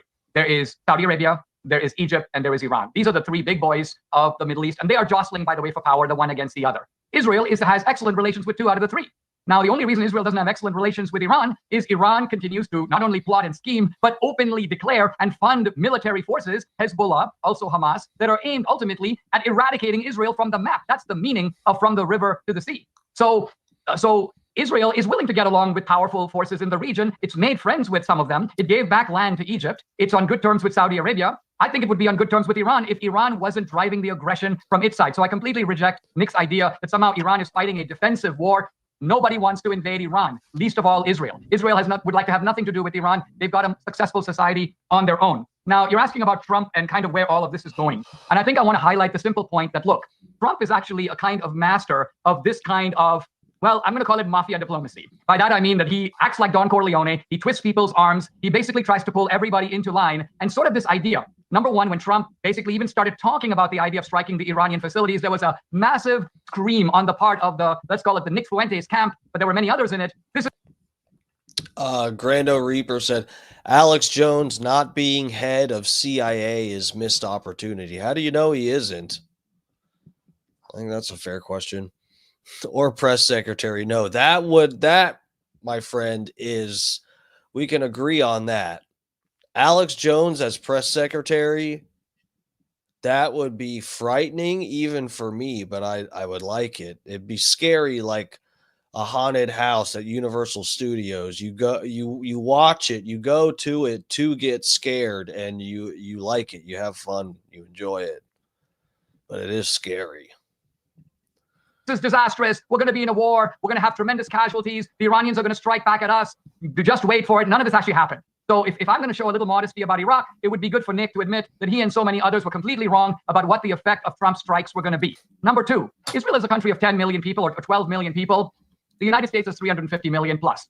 Are you seriously telling me that Israel is controlling America? Let's stop there. You've got 4 minutes. Let's Nick. Then we're going to go to break and come back. I've got questions, and then listeners have questions from X, and Nick responding to that. Sure. So to address the first point, Saudi Arabia is not a major power in the Middle East. We give them a lot of weapons and things like that, but Saudi Arabia has a small population, mostly foreign workers. It's held together by this weird dynasty from 100 years ago because they sell oil. They couldn't even defeat the Houthis in Yemen. I mean, they were at war with the Houthis for 10 years with American backing. They said they were fighting Al-Qaeda in the Arabian Peninsula. They couldn't beat back these guys. They're pirates, effectively. So Saudi Arabia is not a major power. And what's more is they're effectively in a relationship with Israel already. They, like the Emirates, like Bahrain, are going to enter into the Abraham Accords. They're submitted to Israel. And that's the fate. If you are against the West, if you're against Israel and the United States, you get overthrown, you get regime changed, you get invaded, civil war, or you're like Egypt and Jordan, where you get bribed and become a Western puppet to Israel, and Saudi Arabia wants to follow suit. So I would just say that, and that's obviously the case also because Netanyahu and other ministers in the Israeli government have said for 30 years they want regime change in Iran. That's just not even disputed. In the mid-1990s, they're calling for regime change. In 2006, Netanyahu's calling for regime change. They're publishing videos all the time in Farsi and English saying the Iranian people need to rise up. It's just not even a question that they do want that. And they want that because Iran is a rival. Iran has one of the largest populations. It's often said about the Middle East, you've got 3 countries, Turkey, Egypt, Iran. The rest are tribes with flags. Iran has a big middle class, big economy, oil wealth. They have a lot of intelligent people. They're a threat to Israel's security and hegemony in the region. And that's why Israel wants to depose that country, along with all the other ones with ambitions, whether they be Islamist or pan-Arabist. With regard to Israel, and we can maybe get into this topic because I think we sort of settled a lot of this other stuff. We're looping a bit. But to get to the question of Israel driving U.S. foreign policy, it's pretty clear. Trump initiated diplomacy with Iran in April. He had Netanyahu at the White House for talks about the tariffs, and he announced that he was going to engage Iran in negotiations over the nuclear program. That same day, Netanyahu went on TV and said the only deal we will accept is if we get to blow up Iran's nuclear program and if they follow the Libya model. The Libya model is where Libya gave up their nukes with inspections, and then we regime changed them 8 years later. And that was obviously a poison pill to blow up the talks. They said repeatedly, just last week, the defense minister came out and said, we are pursuing decapitation of the supreme leader. And when asked, did you get permission from the United States? He said, we don't need permission on such matters. And I believe, of course, you absolutely do. I wish it was as you're describing, where we are in control of Israel and they're our client. This has never been the case. Israel was the driving force behind the road to the war in Iraq. They're the driving force behind the road to the war in Iran. And the question of, and this is the last thing, just briefly, was I wrong about the strikes in Iran? We're not in a war in Iran. Of course, we're in a war in Iran. Trump killed Soleimani in 2020. He comes back into office and picks up where he left off. Israel attacks Iran, and then we bomb Fordo. And this is going to be the case in the future. Iran says they're not giving up enrichment. The United States says you have to have 0% enrichment. It's setting the stage for more strikes. We've been in a state of hostilities. Okay. Nick Fuentes, stay right there. We're going to take a break here. I'm going to ask both of you during the break with the producer how long you want to stay. I'll go another 50 minutes. I'll go another hour and a half, 2 hours, 5 hours. This is riveting. And I think this is a really very professional, intellectual debate. This is not people trying to make points for the other person. They're both very knowledgeable. This is a very former head of a federal agency, best-selling author, filmmaker, super scholar. Nick, for 26, you disagree with politics, agree with him. The guy's a phenomenon. I don't know any 26-year-old knows half what he knows. It's very refreshing to hear this. I'm not saying he's going over the audience head. Our audience is way more advanced than most people. I imagine a lot of people, millions watching on X right now. This is a big viral thing. I'm having to like a lot of what they're saying, like remember it. Oh yeah. So I'm having trouble following some of this with Dinesh, some of the things he's saying, and Nick. That I think about it and go, oh yeah, that's true. So it was, this is not baby time here. This is not real simple mindless slogans. This is a real debate here. This is what debates I think really should be, like the Lincoln Douglas debates. So we'll find out how long they want to stay. This is a whole other issue because I told the crew on the X post asking what are your questions when the debate launched. We can't find out of thousands of questions, maybe 10 that are pro-Israel.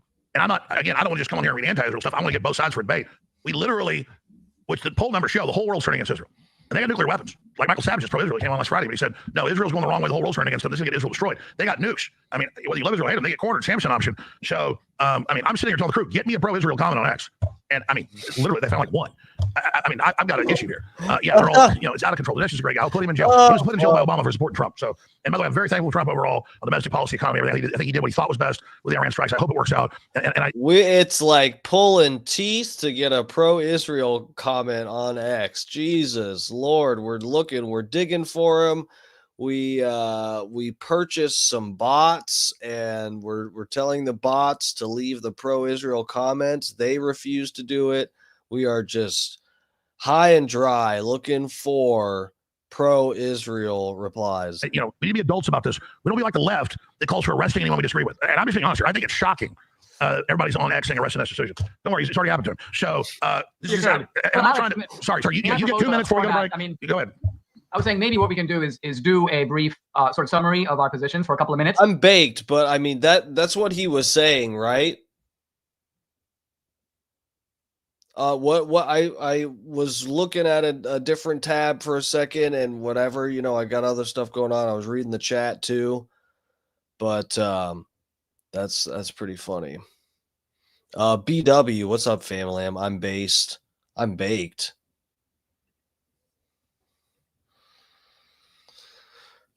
But welcome. We need more base people in the chat. We really do.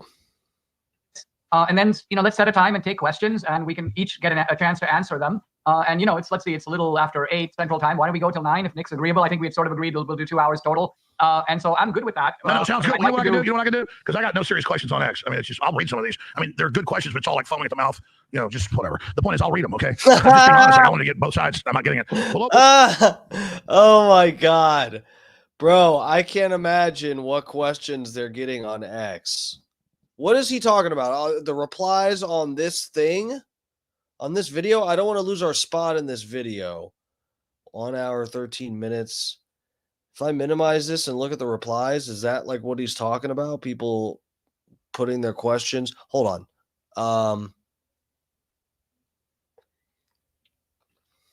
Let me see. I don't want to fuck this up. Is it going to fuck it up if I try to skip around? I don't have a good connection tonight. I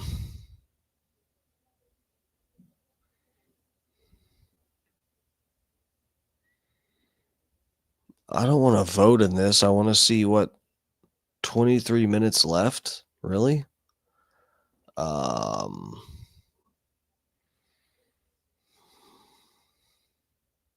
Dinesh is wiping the floor.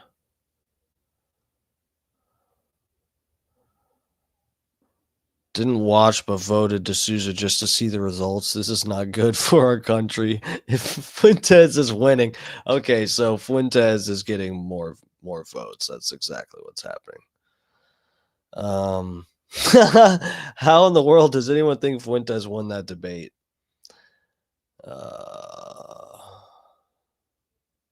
Don't know, don't care.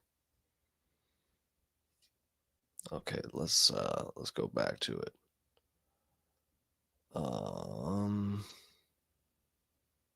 Oh fuck, yeah, so I knew that would happen.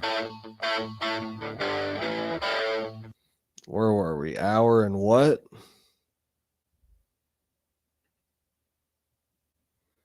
Hour and 13.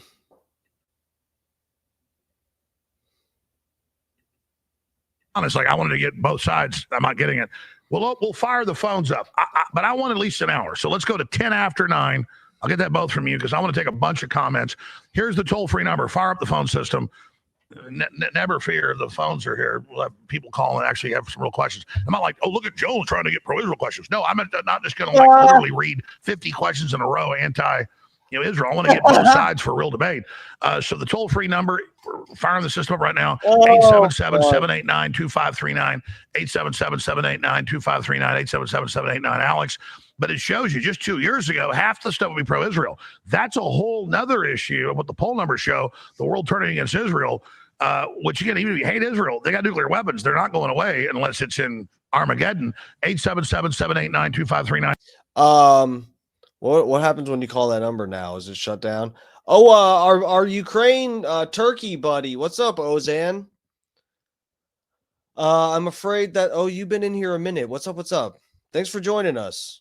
You said good evening, Dark Match Steve, brother. Enjoy watching. I also watch funny English videos. YouTube very entertaining. Yeah, YouTube's pretty cool. Despite issues with censorship and all of that aside, it's YouTube's cool. I'm afraid that, which is anyway, I'm afraid that this war between Israel and Iran will trigger Turkey. America told them to take their weapons out, but they are killing everyone. Dark Match Steve, thumbs up, laughing. Will trigger Turkey, America. I'm confused, but I'm pretty baked right now. In America, we like turkey, especially on Thanksgiving. How do I pronounce this? Is it like Saint Sizzle? Sizzle? What's up? What's up? Welcome to the channel. Well, this is the thing, is my studio is at home at my own house, and I'm staying in for the night. And I just showered, so yeah. Once in a while, I do a shirtless stream. I actually had a request for that last night. They wanted me to take my shirt off, and I was like, number one, no, this is the shirt I'm wearing when I leave. And number two, I'm not. This is not that kind of stream where I'm just gonna take my clothes off and stuff. I'm not. Come on. I actually have some level of respect for myself, but a shirtless stream is not beyond me. Let me say.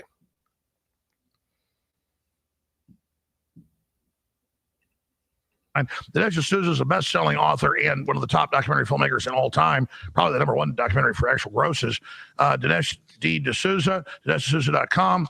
And, of course, you can find Nick Fuentes on Rumble, where he dominates, at Nick J. Fuentes on X, NicholasJFuentes.com. We're going to take a short little 4-minute break, and we're going to let both men have 6 minutes. That way they get plenty of time to make a summation, and then we will take some phone calls and read some blow Israel off the map comments on air. We'll be right back. Stay with us.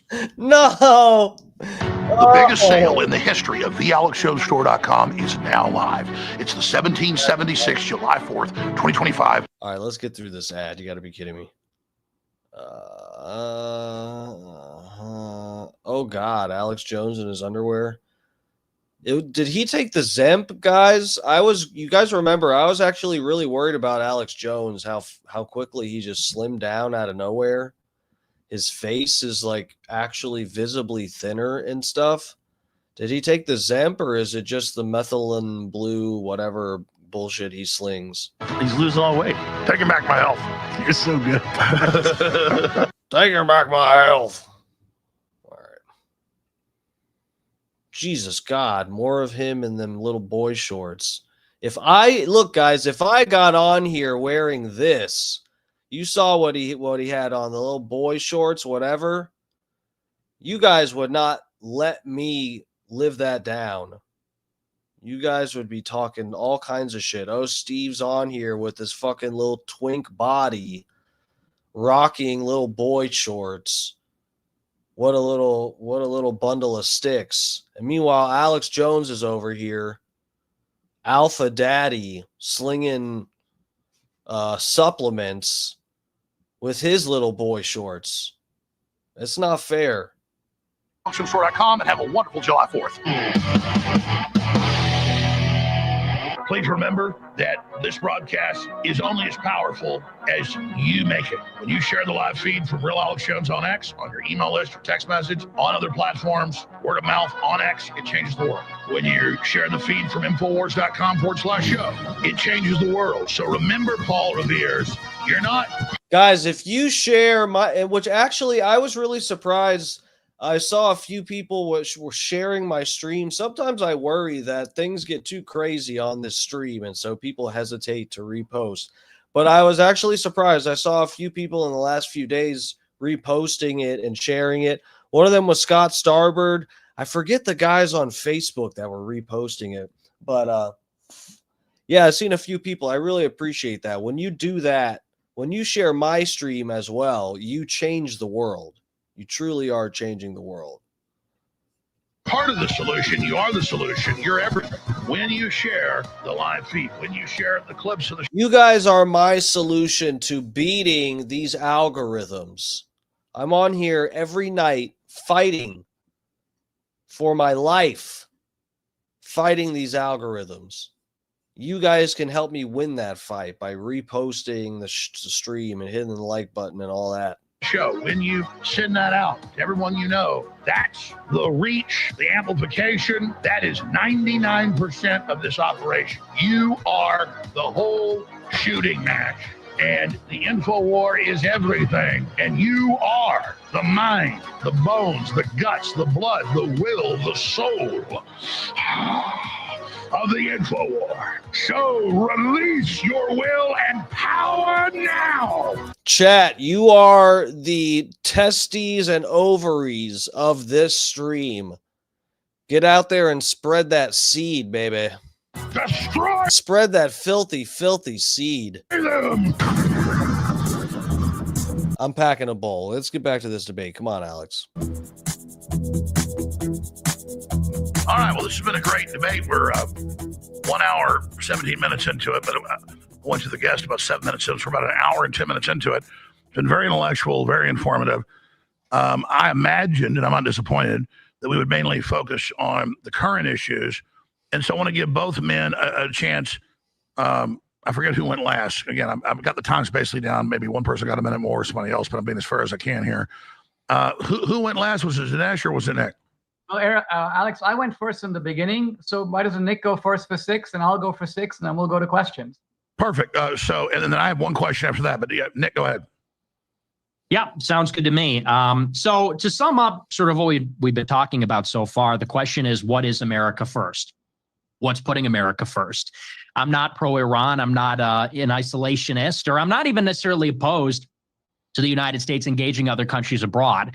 What I am opposed to is a policy that isn't in our interest. And I think that regime change is something that historically in the Middle East never goes our way. It leads to chaos, civil war, ethnic cleansing, failed states, worse regimes than we got before. I think the U.S. interest in Iran is to prevent them from acquiring a nuclear bomb. I don't think they're pursuing one right now. I think they have a latent threat to deter regime change from Israel. And I think that on the flip side of that, Israel has been pushing for regime change in Iran like they have in virtually every other country for 30 years. That's why the America First position, how do we balance these two competing states, which are, they both have their religious zealotry. They both have their share of terrorism. Neither of them are the United States. How do we balance those competing forces in the Middle East? I think we restrain Israel from pursuing regime change in Iran. I think we make a deal with Iran to restrict their nuclear activity. And that comes from a deep respect and humility about the nature of regime change, the size of Iran, the undertaking that regime change would be, and with respect to what our own foreign policy is. I think that we had a nuclear deal with Iran and it was going well. They were abiding by it. We had monitoring. We had 24/7 cameras. We knew what they were doing. We have engaged Iran in good faith before. They've demonstrated by telegraphing strikes and through calibrating them that they're rational, that they can be patient strategically. And I think that we should attempt to do that again. I think that Trump and Biden both tried to do that over the past 12 years. They've been repeatedly sabotaged by Israel. Their dream is to drag us into a confrontation where we fight their regime change war for them. And I think that's something that serves only the interest of Israeli hegemony and not the interest of American strategic withdrawal and removal from the Middle East so that we can focus on our real rival, which is China. So that's kind of my big picture view. And it's based on fundamental assumptions about the nature of Iran's regime and what Iran wants. And the same is true about Israel, what the nature of the Israeli regime is and what they want. And so that's a summary of what I think the America First position is in this conflict. All right, so you only went for like less than 3 minutes. Dinesh D'Souza. Yeah, I'll try to keep it brief as well. I've been trying to sort of figure out Nick Fuentes as this debate has been going on. And I've come to a kind of startling conclusion. I mean this only tentatively because I don't know enough about Nick. But from what I'm hearing, basically Nick Fuentes is a Democrat. And what that means is that he can't be America First because he is echoing all the tired, discredited, have faith in the goodwill of our enemies, have faith in treaties. This is what Democrats said throughout Reagan, throughout the Cold War. Let's trust the Russians. They're trustworthy. They want peace too, don't they? And now, we have Nick and he's like, we had a deal. Well, it was Obama's deal, remember? You think Obama was a good guy? You think Obama was America First? What do you think Obama was up to? America last.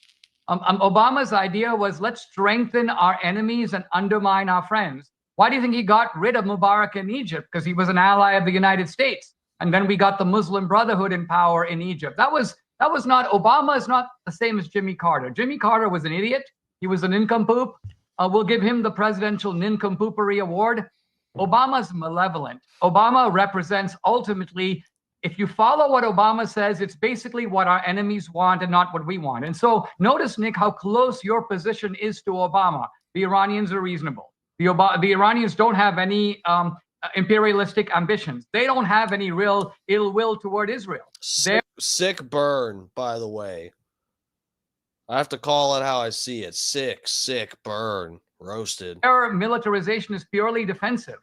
We can make a peaceful deal with them. The only thing you didn't say is we should give them a whole bunch of money. I guess that's your one difference with Obama is you wouldn't give them the pallets of cash that Obama turned over. But otherwise, you're saying pretty much the same thing. Now, here's what I'm saying, which is the opposite. In the world, America has allies and we have enemies. Our enemies, our rivals, their adversaries, they wish us ill. They would do regime change over here if they could.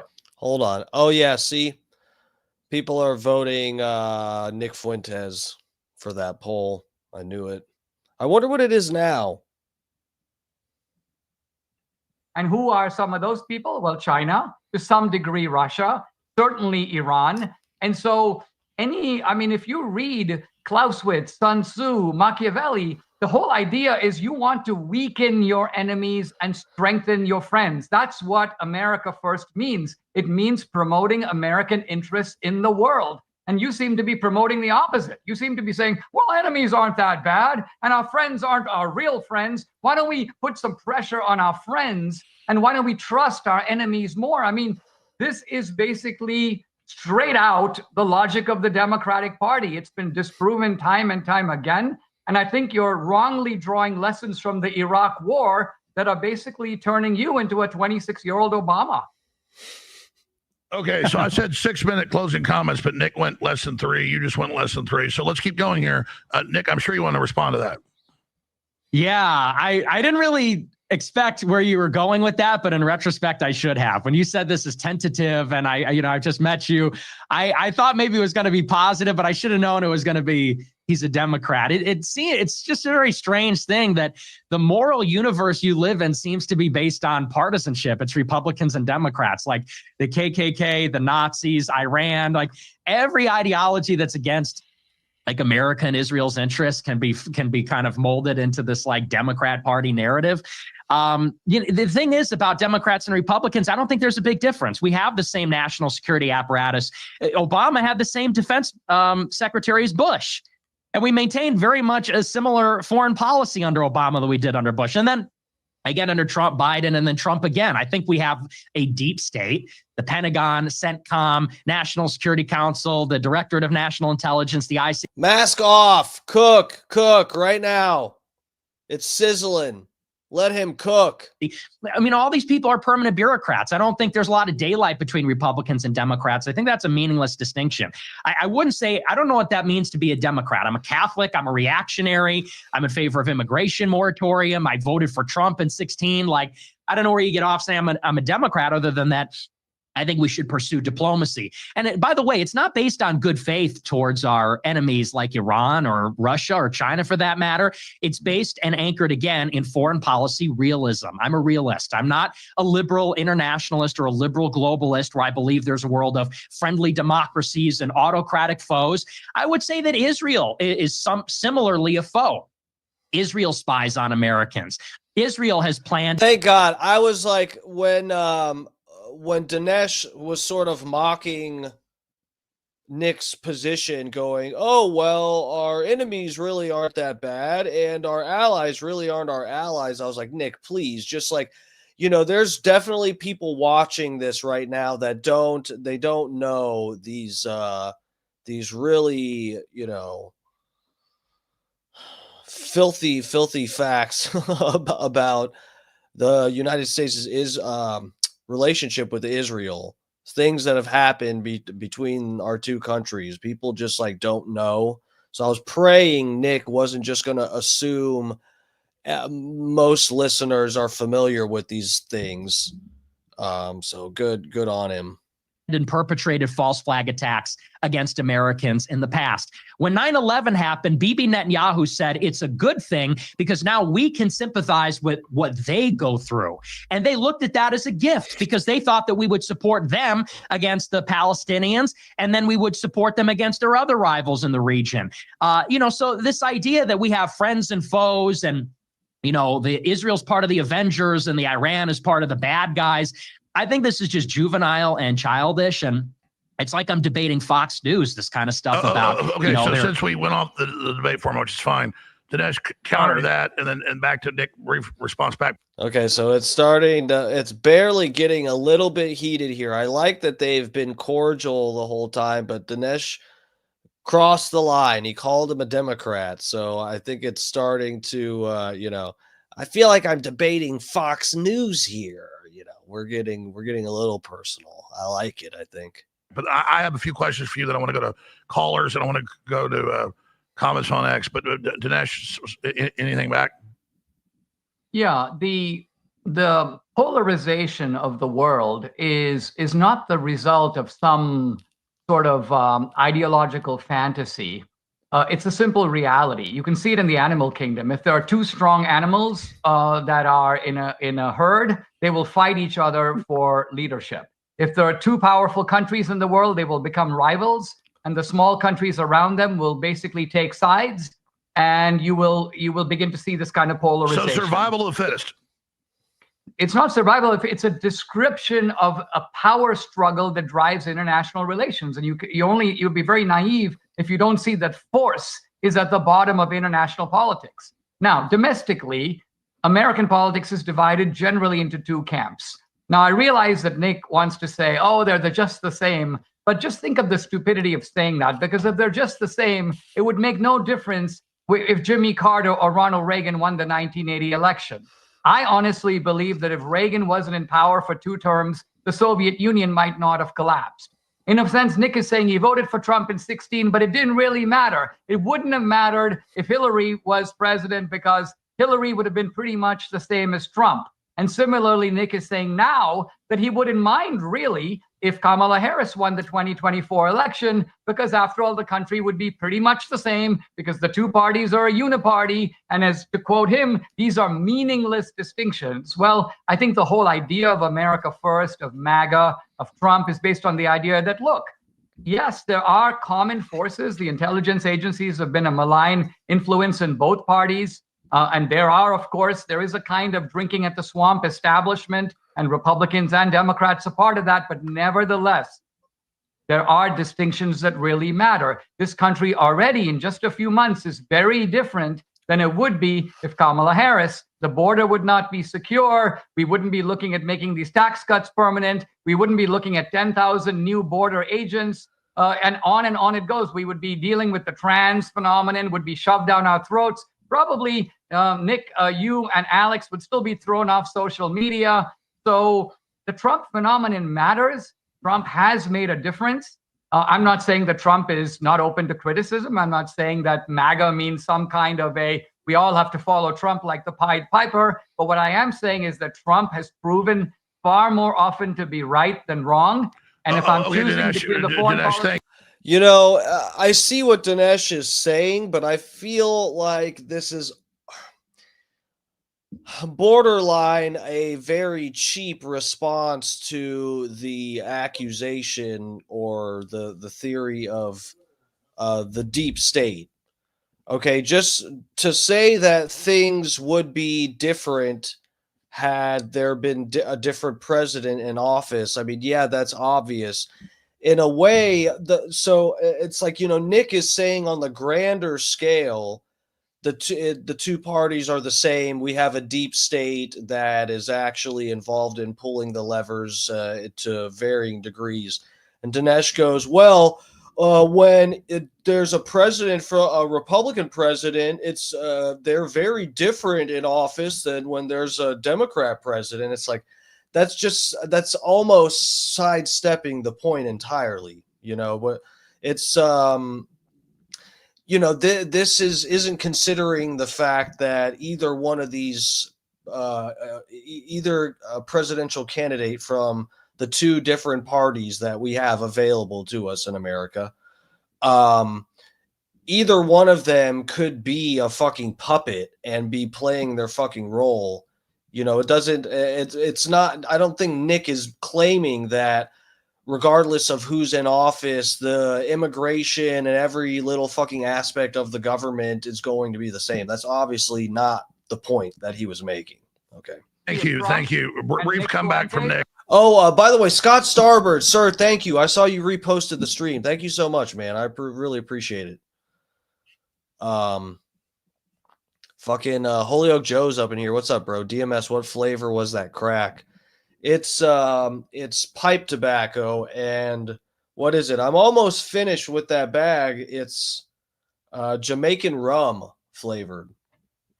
It's pretty damn good. I think I'm gonna go with Trump. All right, I understand. Nick, quick comeback, and then I got a couple questions for you guys, and I want to go to questions from the audience. Yeah, I mean, as far as all of this is concerned, Trump and Biden and Kamala and all of that, I would say yes. I don't think it's even controversial at this point to say that there really is no distinction, especially when it concerns matter of foreign policy. I mean, Biden gave Israel $20 billion last year when Israel was in peril, when Israel was fighting this war in Gaza and against the Houthis and Hezbollah. It was Biden last year in April that gave Israel $20 billion, which is a huge military aid package. And Biden showed up when Iran retaliated against Israel in April of last year, and then again in October of last year, and even earlier when Israel initiated these provocations earlier in July and in April of 24. It was Biden that deployed the carriers to protect Israel and shoot down all the incoming missiles from Iran and from Hezbollah and from the Houthis, and actually offensively bombed them. Bomb the Houthis, bomb the Shiite militias in Iraq and Syria. And for all people like to say, you know, the Democrats are abandoning our friends and empowering our enemies. No, actually the opposite is true. You know, Biden gave this huge aid package to Ukraine. Fucking Scott Starboard. Scott says, I'm 7 minutes behind, but poll is so lopsided now. LOL. It's like 80% Nick and 20 Dinesh. That's funny.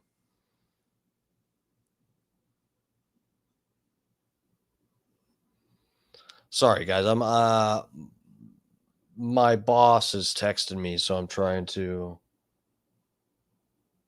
Okay. Our big ally. They gave a huge aid package to Israel, our big ally. So I think that whether we had Kamala or Trump, we would be engaging in strikes against Iran right now. I don't think anyone even doubts that slightly. And so the question again, what is America? I don't care about being Republican and Democrat. It means nothing to me. I'm independent. I'm America first. It's a question of what's in our interest. And you can say, you can appeal to this tribalism and say, you know, you sound like Jimmy Carter. Okay, that's 50 years ago. What's in America's interest is not another regime change war, no matter our level of involvement. It's too unpredictable. It's too much chaos. There's no guarantee we'll get something better or something that isn't horribly worse. This is what Israel wants. This is not what we want. We want nuclear non-proliferation. They want regime change. Okay. We Okay, should have Nick. non-proliferation. Okay, now, and again, it's great. It's amazing. I want to go to comments, questions. This is huge. Millions are tuning in right now, just on X alone, millions everywhere else. This is a real raw debate, folks. When you see corporate media, the question. I think this is someone new in the chat. Bryce, Daniel. The Fuentes simps do show how they are lacking in the IQ department. How dumb do you have to be to not understand what Dinesh's point was? He knows how he... Wait, what? Okay. I'm sorry, but you... Look, I went into this debate saying that I appreciate both sides of this debate, and I've followed Dinesh a lot more than Nick. I mean, I barely have known who the fuck Nick was, but yeah, I don't know. I'm kind of... What was Dinesh? I'm sorry, I'm not sure exactly what point you're referring to. If you're talking about the results of the poll, the Fuentes simps, or if you're saying that that's me, I mean, I'm not really a simp for Fuentes.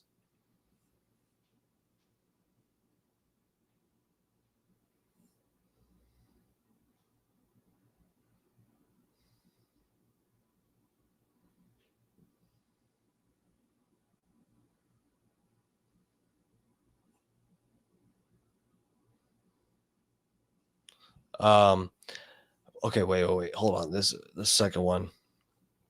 Need to get back to national. Okay, all right, dude. Need to get back to national that was just for white Anglo-Saxon people, and how back in the day America was truly for this or that, and we need to get back to that. So Dinesh is using that framework to go, hey, you dumb re-rees, I guess was what you're trying to say there. We weren't this isolationist country you try to act like we were back in the day, I guess. Now, as to continue with that philosophy we had back in the day that Fuentes tries to weaselly not recognize or to go along with something different that Riri's on the isolationist left and right want to is another question / point. Okay.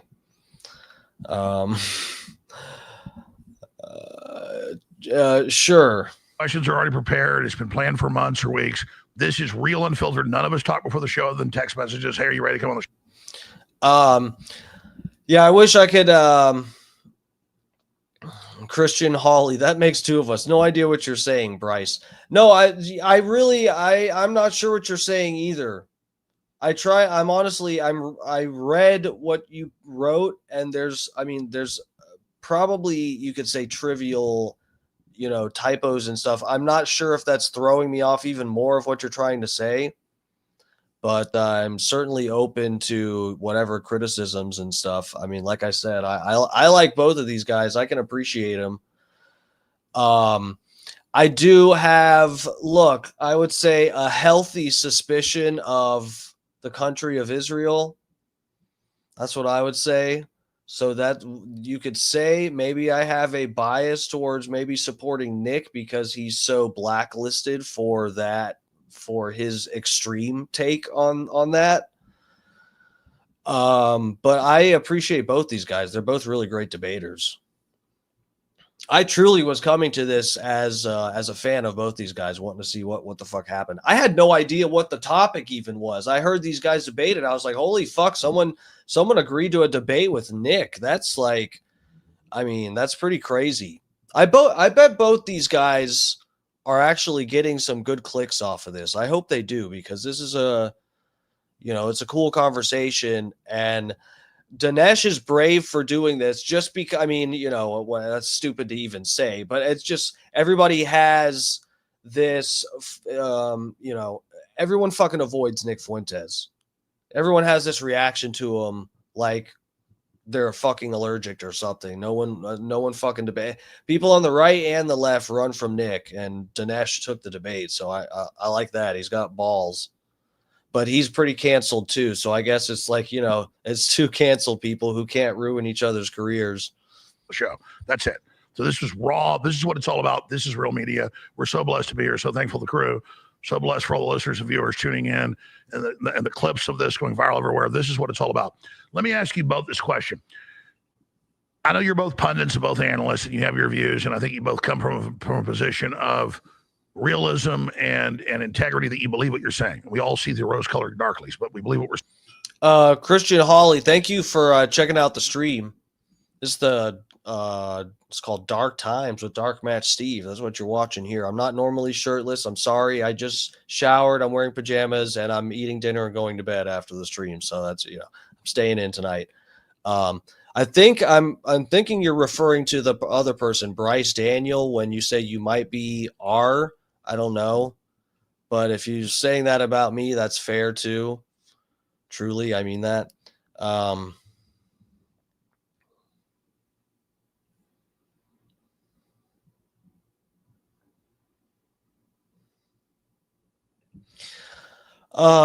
So what is this at the beginning of your sentence? TLDR? I'm not, is that like, is that an abbreviation for something I'm not familiar with? I don't know. Dinesh knows Riri's like Fuentes rail on about how we need to go back to the good old days. So that's why we shouldn't be in this war or that. But Dinesh is exposing that as a total farce.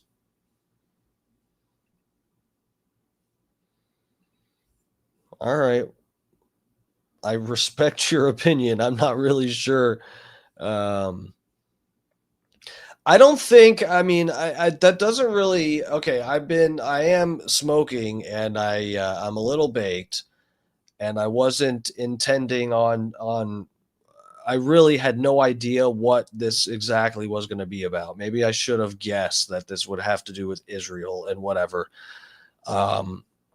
But I feel like they're, number one, I like the debate so far. I feel like they're both making good points, and neither of them seem to be like really running from something or being too slimy. So I appreciate that. As far as Dinesh, Riri's like Fuentes rail on, I don't know if, I don't know. I feel like Dinesh was more like citing history about justifying the U.S. clobbering people, even though they didn't directly interfere with us or hurt us or whatever. I feel like Dinesh was doing a lot of good old days stuff too, but in a different context. But yeah, these guys, they have different interpretations of history and whatever. I mean, I feel like whatever. I feel like the debate's been good so far. They're directly addressing each other's views on history and making good responses to shit. I'm no fucking history buff. There's probably somebody out there that's watching the screen just screaming because neither of these guys are explaining things right, but that's not me. I'm just baked. Saying someone's word a little bit wrong. And me, I'm mostly right, maybe. But I want you to both do, and basically, as a favor to me, do what I do. And I know you both do this. Because Nick, said, I think Trump's very soon will, hit Iran when he was running for office. The last time, 8-9 months ago, right before he got elected. And he thought this would be a big crisis. And I know, Dinesh has made a lot of predictions come true. I want to ask you both, first Dinesh, then Nick, gut level. I think Trump thought he did the right thing, believed he was shutting this down, putting back the nuclear program. The left and others won't do that. They want to keep it going, which then adds to the war. The mullahs are saying, don't worry, we're going to end red. You're not going to stop us. I see this as the beginning of quagmire. I have a really bad feeling about where it's going. So here's the simple question, which is a super complex question. But most simple questions are. They look simple, but they're not. How do you gut level see this ending, Dinesh D'Souza? Regime change, wider war? Iran rolling over? Gut level, how do you see this ending, and how would you like to see it end? And what do you think we as the American people can do to have this end in a peaceful way? All right. I think that the Trump strike on the 3 nuclear facilities was a brilliant move because it was basically what it was is essentially an overnight job. We fly over there, we clobber their nuclear facilities, we don't suffer a single casualty. They don't even know we're there. They have no control of their own skies. We had all these fighter planes, by the way, accompanying those B-2 bombers because B-2 bombers can't defend themselves. But not a single fighter plane was really needed. They ended up just flying sort of decoratively around the B-2 bombers for no good reason. And then they all came back safely. And what is the result? A crippling of Iran's nuclear facilities. So look, whether they were at 80%, whether they were getting there, whether they were almost there, whether they were weeks away, whether they were months away, who cares? The program has now suffered a devastating setback. And even though initially the media tried to deny it, they've now pretty much come out and admitted it. Machiavelli says something very profound. People can get revenge for small injuries, but they cannot get revenge for large injuries. And what that means is that by and large, when you go poke somebody, they're going to come back and poke you back in the eye. On the other hand, if you give such a devastating blow from which they can never recover, they are too preoccupied with their own survival to even worry about you anymore. It's going to take a long time for Iran to get back on its feet. Now, I think that the mullahs are going to try to survive, to hang in there, to slowly rebuild their power. And so this is actually the downside of striking and then leaving, in a sense, sort of snatching partial victory out of the jaws of total victory.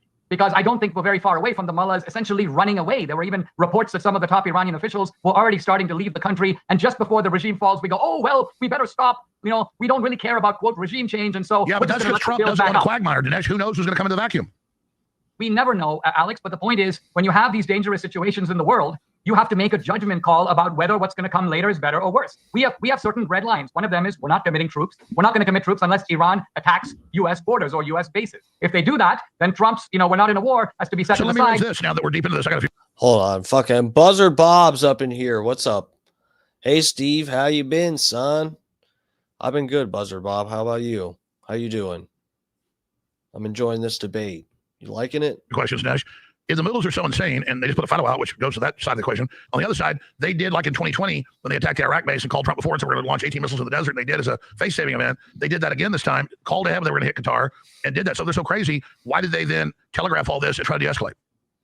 Because, like I said, to come back to the quote from Machiavelli, when somebody is down on their back and you're standing on top of them with your foot on their chest, they're going to behave themselves wonderfully. They're going to be see, Iran did not actually want to strike us because they realize, of course, the logic, if they strike us, we're going to strike them 10 times harder. And so they were like good pussycat. They basically were like, we'll behave ourselves. We'll pretend to attack you and you pretend to go ouch, ouch, ouch. I mean, this is actually the definition of total victory. If you get into an MMA fight with some guy and at the end he goes, listen, I want to convince my family that I'm not a wimp, so I'll pretend to throw a punch at the very end and you pretend that you're bending over even though you've clearly won the fight. What does that tell you? And so you say maybe the fatwa is that as well? How do we know some of their followers don't follow that order? We don't know that, and I think we should take preparations to. I'm not a believer as Nick is in Iranian goodwill. I think if they put fatwas on you, there are going to be radical Muslims who are going to be willing to carry it out. There are probably some of those in this country. So we need to be taking preemptive or precautionary steps. Well, yeah, I think to make no sure doubt. that we protect them. So yeah, Nick, that's a lot to unpack. Go ahead. Yeah, to answer the original question, where this is going, I think we're trapped. I think we're trapped in a situation where now it's inevitable that there will be more tension. There will be more tension. There will be more conflict. We're not getting out of this. And it basically comes down to this. We had a deal with Iran. We overcame decades of distrust and decades of suspicion from Iran. We made a deal that satisfied Russia, China, the E3 countries, European, France, Germany, and the UK, and the United States. We had a deal with monitoring, with verification, with 24/7 cameras, like Dinesh himself said. We know everything about their program because they disclosed it to us. And the IAEA report said they had no weapons program since at least 2009, but probably not meaningfully since 2003. BW, DMS do a poll for who won. I don't even know how the fuck to do that. Goyson edits. Jesus Christ will give you peace. This world cannot. Interesting. I'm not exactly a Christian. I don't really know what you'd call what I am. Some nameless thing. Leaning towards thinking this is a simulation. Just sort of leaning towards that. I don't know. You know how it is. You see the AI stuff. You can't even tell what's real, what videos you're watching, what's real. And then it's only a couple logical steps from there that you get to, oh, wow, I don't know what the fuck anything I'm looking at, if anything is real. And we're right there, guys. The fucking AI is going to take over. It's probably taken over. We're just in this fucking AI prison loop consciousness thing. That's really probably what's going on right now. I know that's dark and it scares me. I hope it scares you too. So we had a deal. Everybody was playing by the rules for years. Trump pulled us out, and now they don't trust us again. Trump killed their general. Now they hate us. Then Trump engages them in diplomacy, and he comes back to power. And there's all this fanfare about they're going to make a deal. We might be able to make terms with the United States. And what does Trump do? He says, we knew the whole time this was a ploy for a sneak attack by Israel to attack Iran. Then we come in and bomb them. And contrary to what Dinesh says, if there's some new report, I haven't seen it. On the contrary, U.S. intelligence, Europeans, Iran, and Israel all have said, we did not destroy Fordo. We didn't even destroy their nuclear stockpile. They said we weren't even trying to destroy their nuclear stockpile. So now what they're saying is Iran still has a stockpile. They have centrifuges we don't know about. Iran says we're never giving up enrichment. They're moving heavy equipment to Fordo to rebuild it. And what are the Israelis saying? The Israelis are saying we're going to treat Iran like Lebanon, which means we're going to bomb them all the time with no restriction. So, this ceasefire, Israel never makes good on ceasefires. They made one with Hamas. They didn't implement the second phase. They made one with Hezbollah. They bomb them throughout. None of them trust Israel. None of them trust us. And now, if we don't make a deal with Iran, there really is only one other option. Iran doesn't trust us. Russia didn't bail them out. They're clearly vulnerable to Israeli intelligence. The only deterrent that they can get to prevent further hostilities, now they're talking about pulling out of the NPT and maybe getting a nuclear weapon. So as far as I'm concerned, our fate is sealed. And Israel they orchestrated this every step of the way. They engineered the confrontation in April last year. They attacked Iranian generals in Syria. They provoked the other confrontation in July. They killed the leader of Hamas in Tehran. Nick, I want to go to comments and questions now. Both of you make very interesting points. Quick Can I analysis. just do a really quick one? Go ahead. Just a quick response, because it seems to me that Nick has been moving in a kind of crab fashion, saying one thing, contradicting it, then saying the opposite, then saying the opposite again. And here's what I mean. At the beginning of this debate, Nick, you said emphatically, Iran has every good defensive reason to want to build a nuclear weapon. You said Israel has nuclear weapons, and so Iran, in order to counter Israel, needs to have a nuclear weapon on its own. Then you said, but even though it's in their interest to build a nuclear weapon, albeit defensively, somehow a treaty is going to convince them not to do it. It's kind of like saying it's in my interest to do something, but because you put a piece of paper in front of me, I'm going to go, gee, I'm not going to do that because I'm such a nice guy. No, if it's in Iran's interest to build a nuclear weapon, they're going to try to do it openly or covertly, but they're going to try to do it one way or the other, according to your own logic. Then you said, we tried to bomb their facility. And you said, but you know what? We probably didn't do a very good job. And a lot of their nuclear facilities are in place. And in fact, they might just turn around and build a nuclear weapon. Now, you just told us that Iran has no desire to build a nuclear weapon. You told us earlier that it's against Islam. They've made some Islamic proclamation against it. But now you're telling us, first of all, that there were obviously some fairly advanced facilities. We tried to bomb them, but unsuccessfully. So they're still in place. And gee, if the Iranians get really mad, they can now just get together and put that nuclear bomb together. Well, obviously, that means if it's in their interest to do it, and they're not that far from doing it now, we were certainly right to bomb them. If anything, we should have had a second round of bombing to make sure we finish the job. According to you. I want Nick to be able to comment. I keep you guys all night, but I want to go to these comments. You guys got to say we do that. Callers and comments. But Nick, back to my question to respond to Dinesh. Quick summation. How do you see this ending? I know you don't have a crystal ball, but currently, where's this going? Regime change, like I said, I think we're trapped. It's going to end in regime change one way or the other. As far as the apparent contradictions, I said at the start that they are engaging in nuclear hedging. And what does that mean? It means that they have the infrastructure, the expertise, and the technology to make a bomb if the security situation demands it. The reason they probably could have developed a bomb by 2012. The earliest estimate says that Iran could have had a bomb. They had all the pieces in place by 2010. And the longest term timeline, 2012, is when they could have had a bomb. Why did they not do that? Because getting a bomb would invite aggression, because the United States has a non-proliferation doctrine. But not having any latent ability would be weakness. And that would also invite aggression. Countries that don't have nukes can be destroyed by countries that have them. So that's why it's hedging. So it's hedging their bets. Wait, let me finish, because this is really important. So the reason why the deal changes this dynamic is because if we can give Iran confidence and assurances, we are not going to invade you. We don't have designs on overthrowing you. Then Iran can have restrictions on their nuclear program, and they can ensure us they're not going to weaponize. I said there's other countries that do this too. Japan, South Korea, Taiwan, they're hedging as well. Why do they have nuclear programs? North Korea and China. Now, the reason they don't have nuclear bombs is because they can rely upon the United States to deter attacks from North Korea and China. If that changed, it would be in their interest to develop a bomb. So it has to do with their level of confidence. It has to do with the current security situation. So they have the ability to make one. Getting one would invite aggression. Not having one makes them vulnerable. Now, we had a chance to make a deal that was based on mutual trust and assurances. We blew up that trust. That's why Iran started gradually increasing their stockpile of highly enriched uranium in reaction to cyber attacks, assassinations against their scientists, their generals, attacks against their nuclear plants. And then, last thing, super important. When we bombed Iran, that's their worst nightmare. So that's why now they might be contemplating, oh, well, the breakout time is here. The security situation has changed. We need a nuke. We're imminently in danger of being overthrown. That's really important. I want to be clear. I've been very good for the last hour and 45 minutes. You guys are doing a great job, by the way. I agree with you, Nick. And the CIA came out months after I said this and said attacking them may accelerate them towards finishing their bomb with nuclear hedging. So let me ask Dinesh D'Souza that, and then we got to go to the questions and comments. I'll make you guys stay. We have to do it. Bunch of callers, bunch of comments. What about that issue that this accelerates them into that? I think that is common sense, Dinesh. Yeah, but there is a little bit of unrealism to it. And some of the times, I think what happens is we get caught in this spider web of analytics. This is Iran's motive. They're hedging. They're, as if we're listening to some stock trade. I got a hedge here.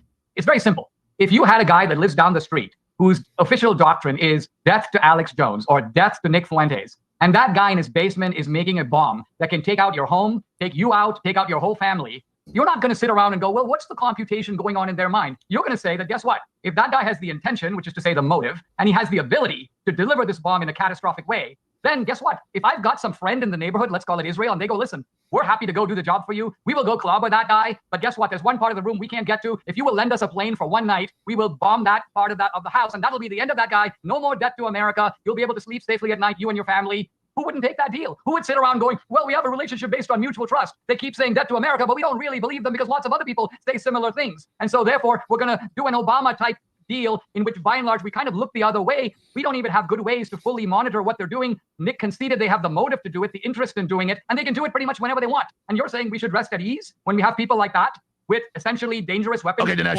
I want to go to comments and callers now. I just want to ask you guys one more question. People can look at it from Israeli perspective, American perspective, Iranian perspective, but we've seen this whole chain, and we've seen Wesley Clark, 15, 20 years ago saying he was in the Pentagon meeting, 7 countries of regime change, and we saw all that. That's why Americans are against this. It's not because we support the mullahs. It's because, we see this larger issue, and that's my personal view. I don't like the mullahs, but at the same time, I don't want to be lied into a quagmire much worse than Vietnam. 93 million people, potentially hidden nuclear weapons, and Russia and China have said no more dominoes are going to fall. This is part of a proxy war in World War III that's really already begun between the West and China and Russia. We all know that. So both of you, just 1 minute on where the world is. Has World War III already begun? And do you guys agree with me that this is a proxy war or a hybrid war battleground between what's left of the West and the emerging new multipolar world? I would just sum it up in a single sentence or two, and that is basically, I trust Trump in the same way that I trusted Reagan. I think Trump himself, just like the rest of us, was there for Iraq. He learned the lessons of Iraq the same as the rest of us. The difference is, this is a guy who knows how to operate on the global chessboard. He's already proven it in his first term. He didn't drag us into any wars. Oh, Bob D is here. What's up, Bob D? I mentioned you earlier. What's up? We're doing the shirtless stream tonight. Yeah, here we go. Oh, yeah, there's my shirtless boy. There's your little twink. Here I am. He has been a no-war president. And I think he's a no-war president now. I think he's... You're playing a character? Yeah, me too. Duh. He's trying to settle the issue in the Middle East the same way as he's trying to settle the issue in Ukraine. This is not the same between the two parties. Kamala Harris would never have ordered this strike on Iran. Why? Because she has too many jihadis in her own party. This is the party of Ilhan Omar. It's the party, and I'm afraid it's a party. This is why I suggested that Nick might be a Democrat, because a lot of the things that he said tonight are pretty much an echo of Ilhan Omar. You can trust Iran. They don't have any evil intentions. They're a rational power. They don't have any ill will. Israel's the real problem. Well, I mean, that's Ilhan Omar. Okay, final comeback, Nick. We got to take a few questions because everybody's got to go here soon. It's an amazing live debate right now. Tuesday, July 1st interview. We're at 8:48 Central. We appreciate both these guys being with us. Nick, final comeback to that. Yeah, I mean, the Democrat thing is just so crazy. I just don't even know how to respond to that. I mean, I guess the basis of the debate is I'm trying to talk about the present timeline. I'm talking about the details of Iran's program, cause and effect, the mindset of these countries, how they calibrate, how they calculate their strategies. And then we get these kind of like fables, from the cave paintings of Lascaux, the Barbary pirates, Ronald Reagan. And it's just like, what am I watching here? I feel like we're just in two different universes. And look, I was sympathetic to a lot of those arguments at one time. I read your books, Dinesh, and I watched your speeches when I was in high school, and I was big into Fox News and all that stuff. But I just feel like it's a completely different reality. And I would say that the big picture, which we can all see, is that the Israelis, once again, are trying to drive us into another one of their wars with some dimension of U.S. involvement that is really not in our interest. I don't trust Trump at all. Clearly, he has no control over Netanyahu, cannot restrain Israel at all. And the tail is wagging the dog. He pulls his chair out for him.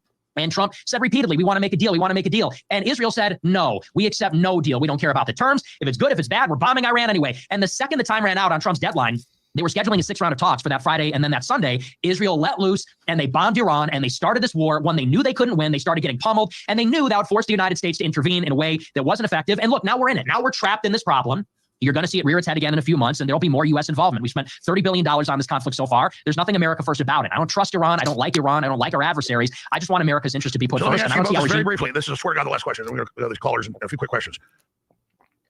If Trump is trying to stop war, and we hope that's the case, and then Israel wants to go forward, then is there any way out of a larger conflict? You're saying it's going to continue on. Then why is Trump saying today at Alligator Alcatraz that he's got a deal Monday? Have either one of you heard what that is? Dinesh, I get a lot of context for the party. Well, no, I mean, all that I know is what's in the public record, that Trump is trying to get Israel not simply to conclude the war in Iran, but also to declare a ceasefire in Gaza. Now, Israel said right after October 7th, we are not doing this until we get the hostages back and until we have defeated Hamas. So there is unanimity in Israel. By that I mean the Likud, the Labour Party, across the spectrum. The Israelis believe you attacked us. We have a job to do. But Trump is telling them, no, I'm going to stop you along the way. So right away, I think here you see who's calling the shots. It's not Netanyahu, it's Trump. In fact, the very idea that a small country like Israel which is, like I say, what, 10 or 12 million people. We are 350 million. We're bigger, we're stronger, we're richer. If somehow the Jews control us, then truly they are the master race. All right, Nick, you got to respond to that. And then I keep saying last question, but, pulling back from all of this, I literally wanted to just have a pro-Israel question, a pro-U.S. question, pro-Iran, whatever. I literally cannot find on the X account that Real Alex Jones a even pro-war view, because I want to show both sides. And it's the same thing. All the callers that I could see are anti-Israel. So that's a larger question. The polls show it. The whole world's turning against Israel. The Democrats are turning against Israel, who I can't stand, by the way. And they love Islam, which is even crazier. I got to be mad at Israel, but also not support radical Islam takeover or Orthodox Islam takeover. So I think it's fair to say maybe both agree with me, or maybe Dinesh D'Souza does. There is definitely a hyper accelerated anti-Israel movement. And does Israel realize that? Even Michael Savage was on my show Friday, and he said, look, I'm pro-Israel, but I want Netanyahu to go because he's turning the world against Israel. And now they expel the few Gazans that are left alive, and the image of them being marched off in the desert, to Libya or wherever. I mean, here's a simple question. Do you agree, Dinesh D'Souza and then Nick, that Israel is at its most unpopular point since it was formed in 1947? I would say to me, it's it doesn't even matter. Why? Because I'm not Israel first. I'm America first. And so Israel's popularity or unpopularity is not at the forefront of my concern. Now, I will say that my experience is that they're definitely, I think, in a rough patch right now, regardless of whatever conflicts and bullshit's gone on before. I mean, it's sort of like, you compare what's happened from October 7th up until now, like in Gaza, and compare that to like Vietnam or something. Like people were appalled seeing, Vietnam was like the first war that was really like had combat footage and videos of people's mangled bodies broadcast on TV just into people's fucking houses. That was the first war where that happened. So people were appalled by it. I think there's like a sort of similar thing on this, how would I put it? I was going to say on a grander scale, but I guess that would work. But and more of a, I don't know how to explain it, but anyway, that everybody has a phone now. And like I said, like I joked about, whenever there's some bullshit, babies getting killed in Gaza, it's like, I don't go look that up. It just comes on my Twitter and Instagram feeds. There's I feel like there's a similar thing, as you could say, the reaction to Vietnam that is happening with Israel and the stuff people are forced to scroll past on social media. In the Republican Party, and I'm talking about the mainstream of the Republican Party, Israel is very popular. Israel is not, in fact, it's not that the Republican Party is turned against Israel, and this is why you're right. That's the only place that is popular. I know, I said that. Well, I mean, it's popular by and large, I think, among the majority of practicing Christians in this country. Why? Maybe part of it is for biblical reasons. Maybe it's partly because we have a Judeo-Christian heritage. We have a Western civilization based on Athens and Jerusalem, and Athens, of course, refers to classical reason. But what is Jerusalem if not the land and the promises of the Bible? So for a lot of Christians, that is important. So, yes, I agree the Democrats don't like Israel. I agree that there are powerful forces around the world that don't like Israel. But look, one reason for this is because the Muslims outnumber the Jews like 100 to 1. What are there, like 2.5 billion Muslims and 13 or 14 or maybe 20 million Jews in the world? So is it any surprise that this larger force of Muslims has far more influence worldwide with the UN, with a lot of other countries, Asian countries, and so on? They just outnumber the Jews. And so that's one of the reasons why Israel is so, quote, unpopular. Nick, comment to that. Yeah, I mean, I would say Israel's unpopular because they killed 100,000 people in Gaza. They destroyed 90% of the buildings, 90% of the roads, the hospitals. They kill people that are trying to get aid supplies. They kill innocent civilians. They rape prisoners. And then when the soldiers that rape the prisoners, this happened last year, get arrested, all the government ministers defend the soldiers and a riot forms outside the prison to defend them. I think that's why people hate Israel right now. And I would say as far as Christians are concerned, why? Why do we like Israel? You have government ministers in Israel that say spitting on Christians is an ancient Jewish tradition, and it's fine. You have Zionist rabbis like the Kooks who say that Christians should be killed. They say atheism is preferable to Christianity because Christianity is idolatry. Maimonides, who your buddy Josh Hammer, who, by the way, called all Europeans inherently anti-Semitic in our DNA, he said that Maimonides is the Rambam. He's our Thomas Aquinas. Maimonides said to pray for the death of Christians every single day. I don't know why Christians love Israel. I don't know why people think that they're our friend. I regard Jews and Muslims as basically the same. insofar as neither of them are friends of Christians, neither of them are friends of the West. I think they both have their own motives. They both have terrorist groups. They both oppose Christianity and see us as idolaters. That's the Muslim beef with Christians. That's the Jewish beef with Christians, our worship of the person of Jesus Christ. And so I think that, Israel's become very unpopular. Contrary to what, you and your family say, Dinesh, you say, well, anti-Semitism is because we hate God's promise to Israel. No, we don't like the fruits from the poisonous tree. We don't like what Israel has wrought in the Middle East and the world in the past couple of years, in the past 70 years. And it's just, it's not even a question they influence us. The AIPAC money, the Adelsons, Chabad Lubavitch, all over the White House, brought in by the son-in-law, Jared Kushner. In the first term, Jared Kushner was put in charge of negotiations of the border, over the Abraham Accords, over so many things. He's a donor to the Lubavitchers, and they ran that White House. They were all over the place. Okay, this could go all night. Real fast, I swear to God, we're going to stop the calls, but just 2 minutes. Just on this issue of influence. I want to hear these phone calls from Kanye West fans. I'm dying to hear what these fucking people have to say. They said they are struggling to get a pro-Israel caller on the phone. I wish I was watching this live. I would have called in and defended Israel on behalf of, the other people that apparently weren't watching. Here's the thing. I think that, it's Miriam Adelson gave $100 million to Trump for the 24 campaign, a great deal of money. However, Trump is worth somewhere between $4 and $8 billion. So what that means is that for Trump, this kind of money is trivial. It's kind of like saying I'm a multimillionaire and someone's giving me $100, and then fucking Junior Coltrane is taking Dinesh's side in this. Seems like Dinesh is kind of intellectually ragdolling Nick. How embarrassing. It's hilarious by how Nick has been proven wrong. How embarrassing. What point exactly? Come on, bro. You gotta explain it more. You crack me up though. Oh, Richie asked before. I meant to respond to this and I got distracted by something. I'm all over the place. Did you ever see Dinesh D'Souza's movies? No, I didn't watch any of them. What is the Mules thing? And what was the other stuff? I haven't watched any of his movies. I'm not completely opposed to it, but it's just whatever. With some of the election stuff, I didn't watch the 10,000 Mules. Is that what it was? 10,000 or it sounds familiar. Anyway, I never watched that because with the election stuff, I was just at the beginning, I was completely sold that it was, that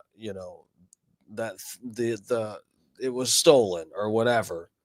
And then, I waver back and forth a little bit. I could see a world where it is legitimate, but I do have my concerns and stuff. The thing is with the election shit, it's just so fucking complex, and I feel like by the time we were already a year into Biden's term, I was just I give up. I'm just I'm done fighting it. Well, we're going to vote for Trump again this coming election. He's going to try to undo some of the bullshit, whatever. It's just what are we going to do? I just didn't see any possible way. The fact that the concerns people had, which I do think are many of them are valid, there was just no possible way that we were going to turn the ship around. It was just so I've never been somebody that's balls deep in the election fraud stuff. I mean, with this past election, I did report on quite a few things here on my stream discussing some of that.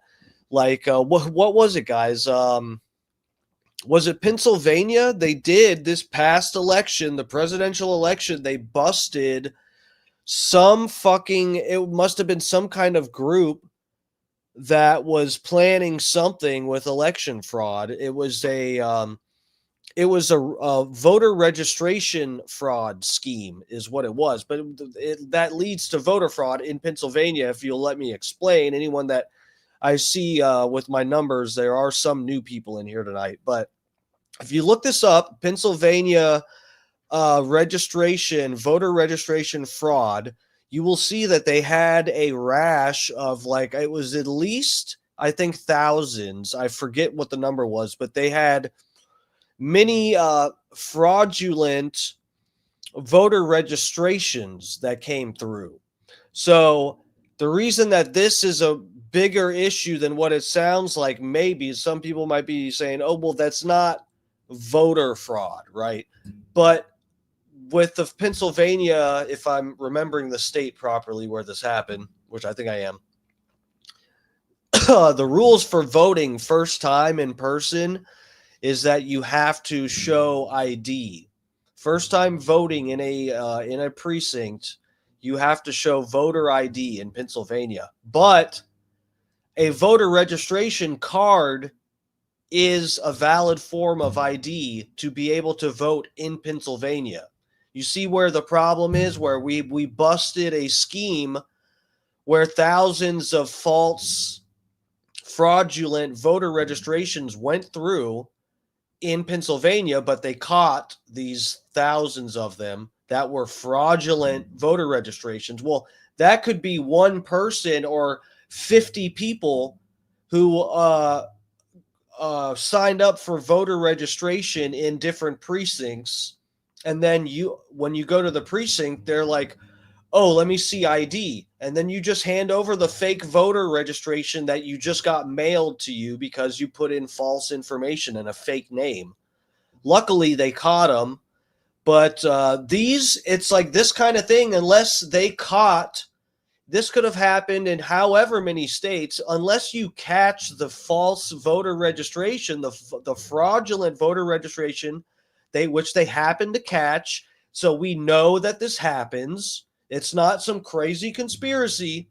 So unless you catch the voter registration scheme, then you will have no idea that they're fake votes, because the people go in and give a fake name, and according to the rules, a fucking bullshit voter registration you just had mailed to you that does not have your picture on it is valid as a form of ID to be able to vote. So, yes, I do have my concerns about the 2020 election, but just consider what I just told you. I know there's some people that are not familiar with that. To me, it's almost, especially after, Biden was already in office, it's like an impossible thing to unweave in time to make it matter. Along comes Nick Fuentes, that guy owns you, we'll give you $100, Dinesh. And people actually say this. My son-in-law's a congressman in Dallas. People say, well, AIPAC gave him $10,000. Well, Brandon Gill spent well over $1 million in his campaign. You think he's going to sort of change his position on Israel because someone gave him 10 grand? I mean, this is madness. So similarly, I think there's a lack of perspective here about AIPAC. You think AIPAC is more influential than the pharmaceutical companies? You think AIPAC is more influential than the French company Airbus, which is powerful lobbyist influences and getting contracts? Who owns the pharmaceutical companies? Hold on.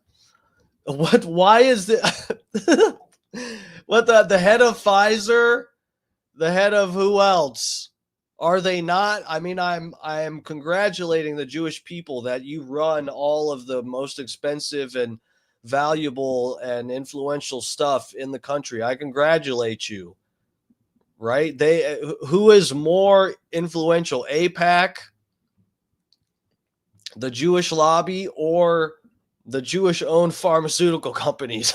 Like, what kind of question is that? All over the world, by the way, not just in America. So there are lots of interests. A lot of our own tech companies are far more loyal to globalist interests than they are to the United States. They may be headquartered in Silicon Valley, but they don't care about America. They care less about America probably than Israel does. So the point is, we can't be naive about all this, and we've got to realize that Trump is big enough. He's enough of a mammoth figure that for these relatively trivial sums by a billionaire standards, he can't be bought. Okay.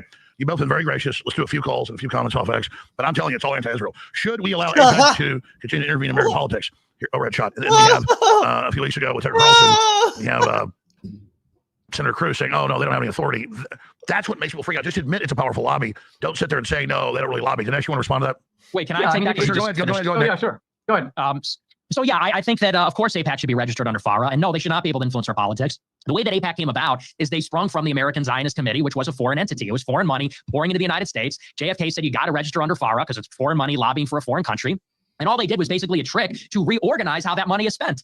They changed how the money is spent and said, well, we'll take AIPAC and we'll make that a US-based chapter, and then they can spend the money in the United States. So it is a foreign lobby. And this is basically whataboutism, to say, well, what about this lobby? What about that lobby? What about, they're not the only one. They are a foreign lobby.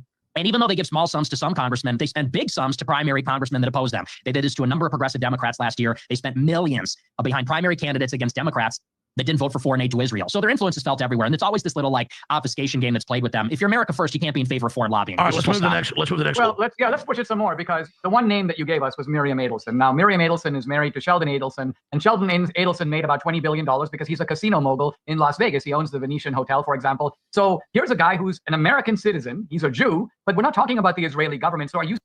Bob D, thank you so much. You smashed the like button twice. I think you undid it. You undid the like. You hit it a third time for me, sir. Thank you. I appreciate it. Richie April, does your gaydar go off on Nick Fuentes? Bro, I don't. Honestly, yeah, it kind of does. And I don't want to admit that. I don't want to throw him under the bus, but it does. In fact, he turns me on a little bit. He's a handsome young lad.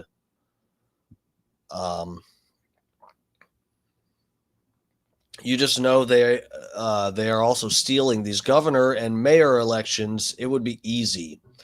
I don't know how easy it is. I think that, there's, I don't know the examples, but haven't they found, like, isn't it like more local elections where they have found like fraudulent shit? I remember we were reviewing some footage, but it was a local election where they actually showed there was a scheme between it. I think it was like 5 people. And remember, guys, we watched the security footage where these same ladies kept walking up to this. I don't know if it was, I forget what building it was, but some building that accepted the ballots. They had the ballot boxes there, and it showed these same ladies like actually stuffing the ballots with a bunch of fucking ballots, stuffing the boxes. So yeah, I mean, I don't know how common it really is, but guys, I feel like there's sort of a weird thing that goes on when you talk to people about issues with voting, and then also hear people's encouragement in voting, where it's like how can you believe at the same time that mostly you can get at least some rational Democrats and or liberals, whatever, and most conservatives probably, you can get them to admit, like, okay, yes, some voter fraud happens, right? But it's not enough to have swayed the 2020 election. That was just too big of a difference, But then on the same hand, they will say, like, your one vote counts. Your one vote matters. It changes the world. Your one vote. If you don't vote, you're a piece of shit, because your one vote matters.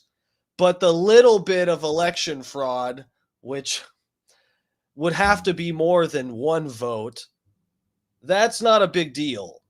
I don't know how you can believe these two things at once, right? They both can't be true. Hold on. Dinesh is such a liar. Adelson said his biggest regret was not serving in the IDF. Oh, really? I'm not as familiar with the Adelson stuff.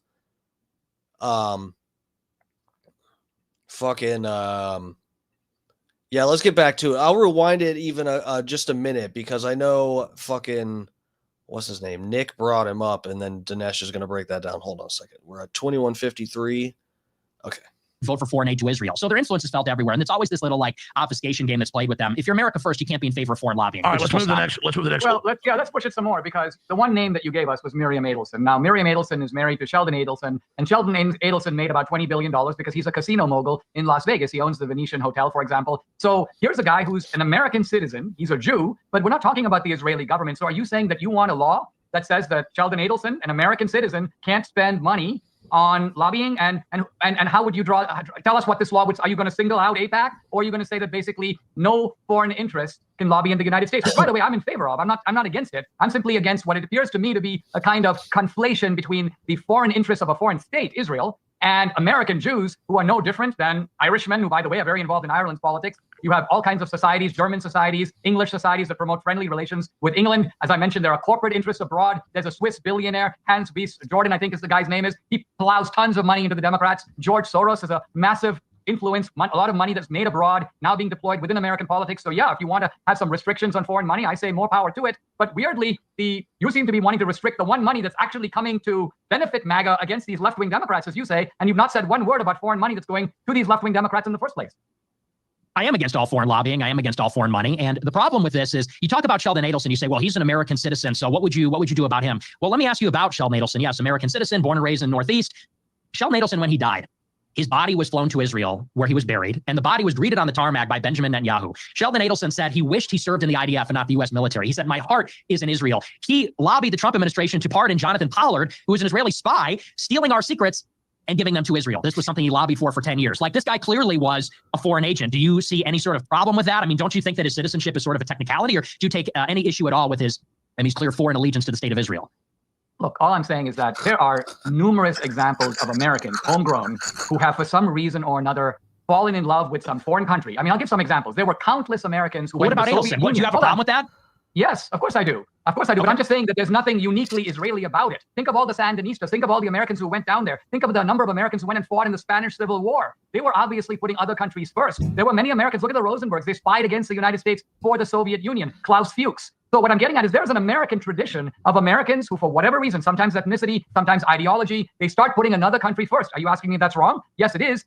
And I think when they break the law, they should be punished, as the Rosenbergs, of course, were put to death. Klaus Fuchs was arrested. So we have laws and we should enforce them. A lot of times, a lot of this bad stuff goes on because people in this country, our own people, allow it to happen. How did we get 10 million illegals? Because the Biden-Harris people went to the border basically and said, wink, wink, wink, come on over. So do I like illegals? No. Biden said, when I win, let him in. When Biden said I win, immediately search the borders. I think that's not up for debate. You guys are gracious. Let's hit a few phone calls and we'll end this debate. This is amazing. Thank you, Dinesh D'Souza. Thank you, Nick Fuentes. We got loaded phone lines. Hundreds. All right, let's go to the Q&A. Let's do this. I'm interested to see what people are going to say. I honestly, this is actually a shame, and this might, I'd love to joke and say that the reason they can't get any pro-Israel callers is because no one likes Israel. That would be really funny to say as a joke. But it is probably, let's be real, guys, it is probably because this was a live stream on Twitter. And you know what it's like on Twitter. So that's probably what the issue is. I would, no, but seriously, I would love to hear more of the pro-Israel side. Some of those people's responses to stuff. This is what I'm talking about, where I'm saying I would like to hear, what's his name, Destiny, debate Nick again on this kind of thing. And, whatever. I mean, Destiny's reputation right now is probably as bad as Nick or Dinesh, maybe worse. So it wouldn't be stooping low for him to take a debate with Nick Fuentes on this issue. And it would probably be really interesting. Like I said, they have good chemistry. They're both sassy. I like it. Hundreds of questions. Let's just get to a few of these real fast. So when I go to these callers, ask your question or make your statement. We'll go to the next person. Ronan in Texas, you're on the air with our guest here in this debate. Go ahead. Yeah, I'll make this brief, and hopefully, Nick, you go on Rumble after this. But this is a question framed to Dinesh. The entire Middle East hates us because of us acting as a proxy since around 48. We've laid waste the entire region, and Israel is always crying out as we strike others as usual. But my question is, what is your solution to this entire problem that is in America's interest? Because clearly, supporting Israel is not in our best interest. So what would your actual solution be moving forward with this Iran problem that stemmed from us backing Israel? The question is, what is the American interest in controlling the Middle East? Dinesh D'Souza. Yeah. So the premise, the entire region hates us, can be immediately tested by asking, did the Saudis hate us? No. Did the Emiratis hate us? No. What about United Arab Emirates? No. What about Jordan? No. What about Egypt? No. Basically, the everyone hates us theory has been exploded right here because the majority of people I just mentioned, probably the majority in the region, don't hate us in the first place. So who hates us? Iran hates us. The jihadis in Syria hate us, granted. And the reason they hate us, I would suggest, has somewhat to do with Israel, but far more. Iran doesn't care about the Palestinians. Iran cares about the United States. They use the Palestinians as a pawn. Now, what's the solution? When Trump first said it, I couldn't even believe it, and it's taken me some weeks or even months to get my head around it. When he said, turn Gaza into a resort, it sounded kind of crazy. But what Trump is really getting at is that many of these places in the Middle East, when they were centers of tourism and trade, they were extremely prosperous. Look at even Lebanon.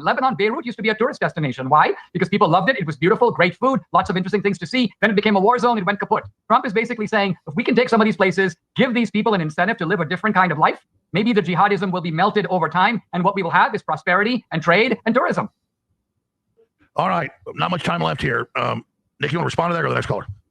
In principle, I agree. In principle, and you and I, Alex, have talked about this. In principle, I believe that the alternative to war is prosperity. And I think that we should achieve that through diplomacy. But I think that when you start doing regime change in Syria, Libya, and then in Iran and these other countries, it leads to these long-term problems where it becomes basically impossible.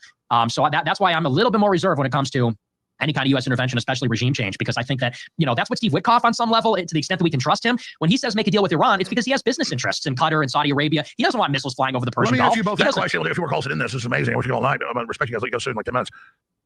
What about Russia? What about China? What about North Korea saying we're thinking about giving nukes to Iran? Pakistan talking about it, Dinesh, and then Nick, you haven't talked as much in the last 2 minutes. Well, let's do that, Nick, first. Nick, what about the escalation ladder here of these major powers that see at the last domino to fall? My bigger concern is that people go, well, you're a wimp, like Rabbi Shmuley. You're just a wimp. No, I'm not a wimp. I'm a realist. What about Russia? What about China? What about North Korea? Your response to the Dinesh decision?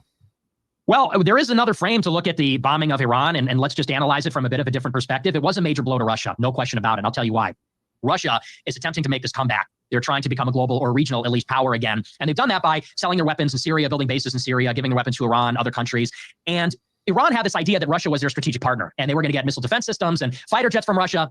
When Israel attacked Iran, those systems were completely null and void. I mean, they were totally ineffective, and Russia would not intervene on their side. Russia basically abandoned them. This is a major blow to Russia's credibility and to any potential client state. They're all going to look at Iran and say, well, what about Iran? How did that go for the Iranians? You were supposed to be their patron, and now Israel wiped the floor with them. So although I think there's more acute ramifications in the Middle East, without a question, this is, let's just be honest. Russia's point that it's the U.S. is the dog and Israel's the tail.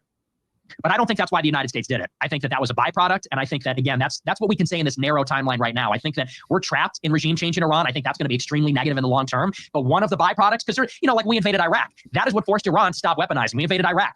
Syria and Libya abandoned their WMD programs. Like, sometimes it has byproducts that you can say are positive, but you have to take it all together. Okay, so I think that's a good byproduct. Well, I mean, I think it's kind of it diminishes Trump not to recognize that he started this, right? I mean, if China is more reluctant to invade Taiwan, if Russia is more reluctant to take on a second conflict above and beyond Ukraine, I even saw Putin say something very interesting where he goes, not only do I have my hands full in Ukraine, but he goes, there are 2 million Russian Jews living in Israel. And he says, I got to take that into account. So this was an angle I hadn't really thought of, which is the number of Russians who emigrated to Israel. And apparently Putin has some thought for those guys. So I'm saying that I think Nick thinks, well, we did it because we're pawns of Israel and we got some good benefits out of it. I'm pretty sure that Trump had those benefits also firmly in mind when he did what he did. Let's show the world that this is not the Biden-Harris regime anymore. We're not the world's patsies. We're not going to be sending pallets of cash to you. If you misbehave, we're going to clobber you the way Reagan did, the way Thomas Jefferson did. And that is America first. All right, Sailor in Florida. You're with the Dinesh and Nick Fuentes for this historic debate. Go ahead. Sailor in Florida. Go ahead.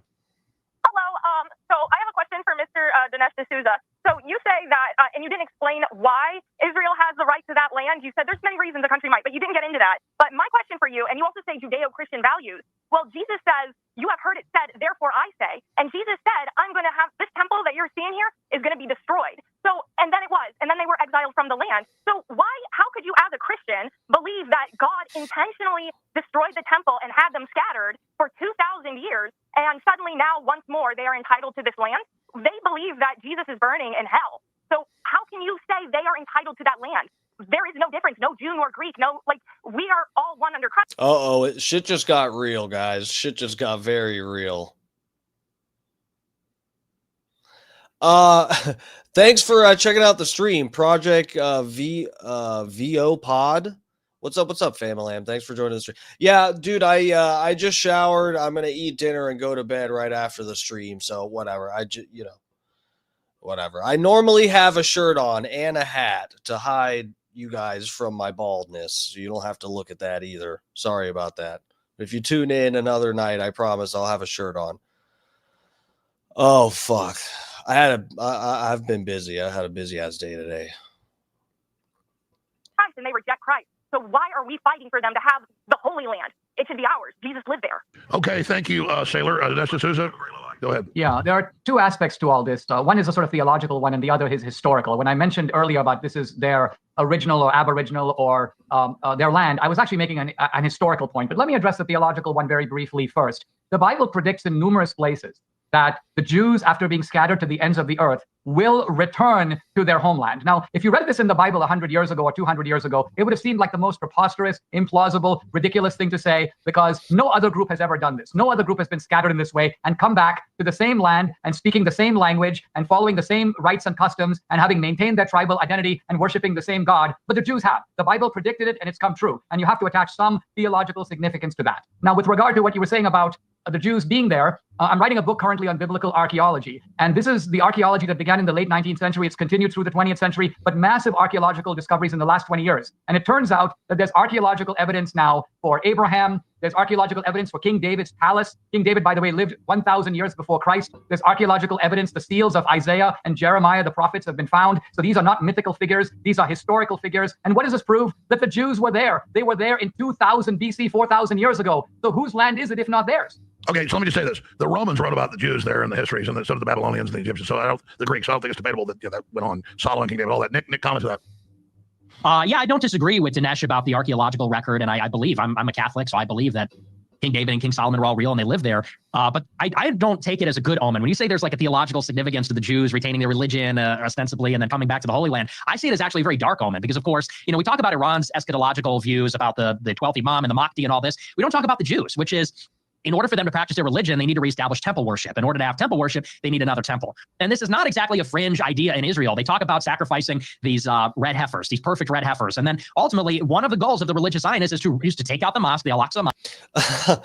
Bob D, Project VO Pod, bro. Yeah, Bob D's just joking because he told me he's encouraging shirtless streams. That's what it's sort of an inside joke. Bob D, you need to settle down. Behave. Mosque and rebuild the third temple. And this is sort of terrifying because it undoes what the caller said. It undoes what Christ did, which was to destroy the temple because there's a new sacrifice, which is him, the Lamb of God. There's a new temple. There's a new church, new priests. There's a new law. And then they were sent out. Now that they've returned, it's almost like it's working in reverse. They've returned to the land. And then, it might point towards maybe they're going to rebuild the temple. And who will inhabit the temple? The Jews say that our religion is dead because Christ is dead, they say. They say their religion is alive and their Messiah is yet to come. Who will inhabit the third temple and sit in the Holy of Holies on the site? It sounds like the Antichrist. So, and this is just sort of my speculation on this, but I sort of agree in a sense that you can't say it doesn't have theological significance, but I sort of tremble and fear what that represents. I don't see it as a good thing. And, okay, Dinesh, comment on that. I'm going to go to Jeremy and Daniel. We're going to shut this debate down because I want to respect both of you. I go for 10 hours, but you guys have busy schedules here. We're live at 9:16 Central Time. Dinesh, go ahead. Well, I don't want to go too far down this road, but the Bible is a document that not only celebrates things, but it's prophetic. And by that, I mean it anticipates events. And this doesn't mean that these events are by themselves good or bad, or the people who involved are good or bad. It just means that this is what's going to happen. And so that when the Bible says the Jews will come back, this is not a moral judgment. It is a prediction. And all I'm saying is it has come true. The interesting thing to me about the Bible is even some of the figures of the Old Testament are morally not only ambiguous, but are just downright abominable. Starting with David, by the way, because this is not just about him taking up with Bathsheba, but having Bathsheba's husband deliberately sent to the front where David knew he would be killed. So David is not only an adulterer, he's a murderer. But nevertheless, he is also a chosen instrument of God. And so you have this very interesting duality in understanding the Bible, where on the one hand, you have figures who are dubious in their own right, and we would not admire them in any way. And as Nick says, they're a little scary, but they are nevertheless instruments of God. Project VO Pod. Yeah, dude, I'll check out your channel. Hold on, I'll sub to your page real quick. Oh, fuck, my phone's about to die. I'll do this on a tab when I'm retarded. I barely know how to use a computer. Let me see. Go to channel.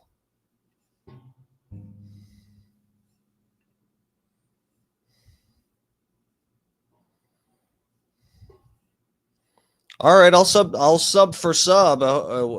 You have way more subscribers. Congratulations. Yeah, dude, I'm still fighting the algorithms over here, but yeah, I'll sub to your deal. Be cool if you sub to my page too, maybe. All right.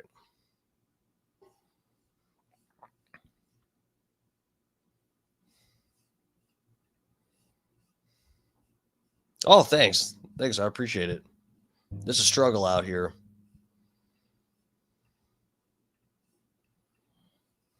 Nick? Yeah, I agree with that. Oh. Actually. All right, amazing. I go for 10 hours. 2 more callers. That's where I'll let everybody go. This is amazing. We know you can endlessly talk, Alex. Okay. This again. I'll do more debates. By the way, just a question, both of you, because I forget. Like 3 weeks ago, I heard Nick says, "Hey, will you let me? Would you do a debate with us?" How did this debate happen? How did it start? Well, as far as I know, what it is that I saw on social media, it's probably some of Nick's super fans, and they were kept saying, these people in Con Inc. are all wimps, they're scared to debate Nick, and they won't debate him and stuff. And I just replied to a couple of those guys and go, well, I'm not scared to debate him. I'd be happy to do it. And then I just left it at that, and somehow kind of the snowball gathered more snow. And to be honest, I got to say, I mean, Nick, I've seen some of your funny routines on social media, and I expected a very different kind of debate. I thought you'd be basically talking about how, Indian people smell bad and things like this. And I had no idea where this was really going to go. I want to commend you for keeping this very professional. No way he just said that. Oh, fuck. That's funny. I'm surprised Nick didn't say that too. I was kind of hoping for more of that, but it's okay. This was a good, cordial debate. Focusing really on the topic that we agreed to. I also want to commend you. I mean, I don't think I've met too many 26-year-olds who could speak with the confidence and kind of background knowledge that you have. So it's been a pleasure for me to engage with you in this debate. And I'm very glad I'm here. And I think that's an illustration for you, Nick, of populists, common sense conservatives. We will have debates because I'm not endorsing everything that Dinesh says, everything Nick says, but this is what freedom is about. This is what colleges used to be. Nick Fuentes, go ahead. Well, I really appreciate you saying that. And yeah, it started out a little contentious. We said some things on Twitter. Dude, it is cool to see this. Fucking both these guys have dealt with a lot of blacklisting and that kind of stuff. And again, I from the beginning, I said this. I mean, I'm probably somewhat more leaning to support Nick on this, but I 100% applaud Dinesh for taking the debate in the first place, because people do be running from Nick. Fucking Jordan Peterson hides from this man. But I appreciate you saying that. And, I've been watching you for a long time. I mean, I am a younger guy, so I grew up with your movies and your books. I read your books. I watched you on Fox News. And I know we disagree, but I do think you're a brilliant guy. I always have. I think you're good at arguing. And I've argued the subject with a lot of people. And I think you're a pretty skilled debater yourself. So I appreciate it, too. You could have taken it a lot of ways. You could have hit me and called me an anti-Semite and, really railed on me. So I also appreciate that, we kept it cordial. And there's a little flair and things, but we kept it about the issue. And I had a great time, too. I think the audience learned a lot. Good. Two more callers. We'll let some of the Christmas at 6 a.m. So have I, but I'm having fun here, but we got to stop at some point. Who did I say was going to be the last two callers? Jeremy and Daniel. Jeremy and George here on the air. Go ahead. Question. Go ahead. Hello. Am I on? You're on. Go ahead. Awesome. Go ahead. Okay. So it's a real honor to be on with you guys. Nick, as a young man, you've been a huge inspiration to me. Seriously, you give me, people like me a voice. Dinesh, you're a total staple in the movement. Your work's been foundational for years. I think you're amazing. And Alex, man, people call you crazy. You've been right more than wrong, of course. History keeps on proving it's great to be able to speak to all three of you guys. But well, sure. Thanks for the comments about us, but you want to talk about boots on the ground, which is a good question. So go ahead. Well, yeah, absolutely. Real quickly, I just wanted to, when I got on the line, I mentioned that, but I noticed when Dinesh called Nick a Democrat, I just wanted to point out something to Nick. Nick, when you debate Dinesh, stay sharp on history. Don't let him shift into abstract moralizing. He's great at sounding principled while dodging the core issues. Keep him pinned on specific dates, policies, outcomes, and don't let him reframe your position. All right, listen. I took your call off the question you asked. I'm not having a philosophical about shifting debates. What is your comment?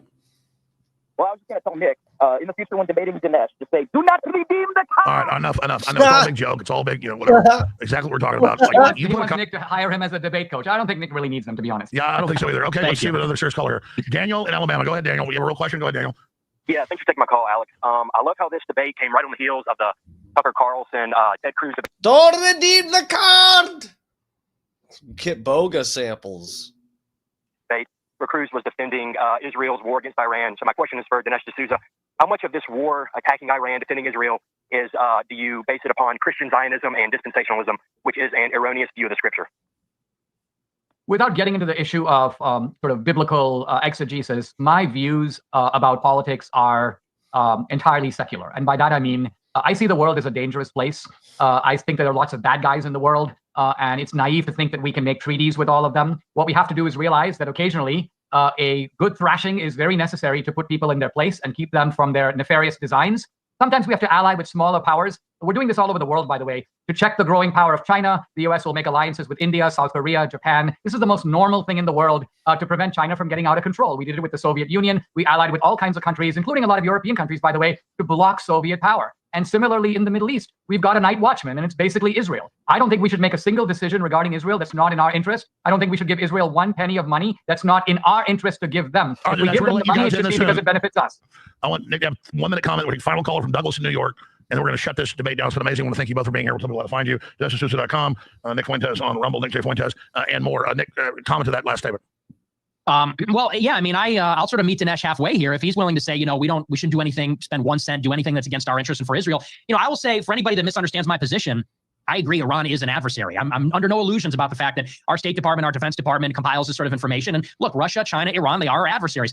They are forming up a bloc or a posse, whatever you want to call it, to challenge U.S. power. Iran does not trust us. They don't like us. And they do back groups that I don't support their tactics. I don't support terrorism and hostage taking and these types of things. You don't support a theocratic dictatorship?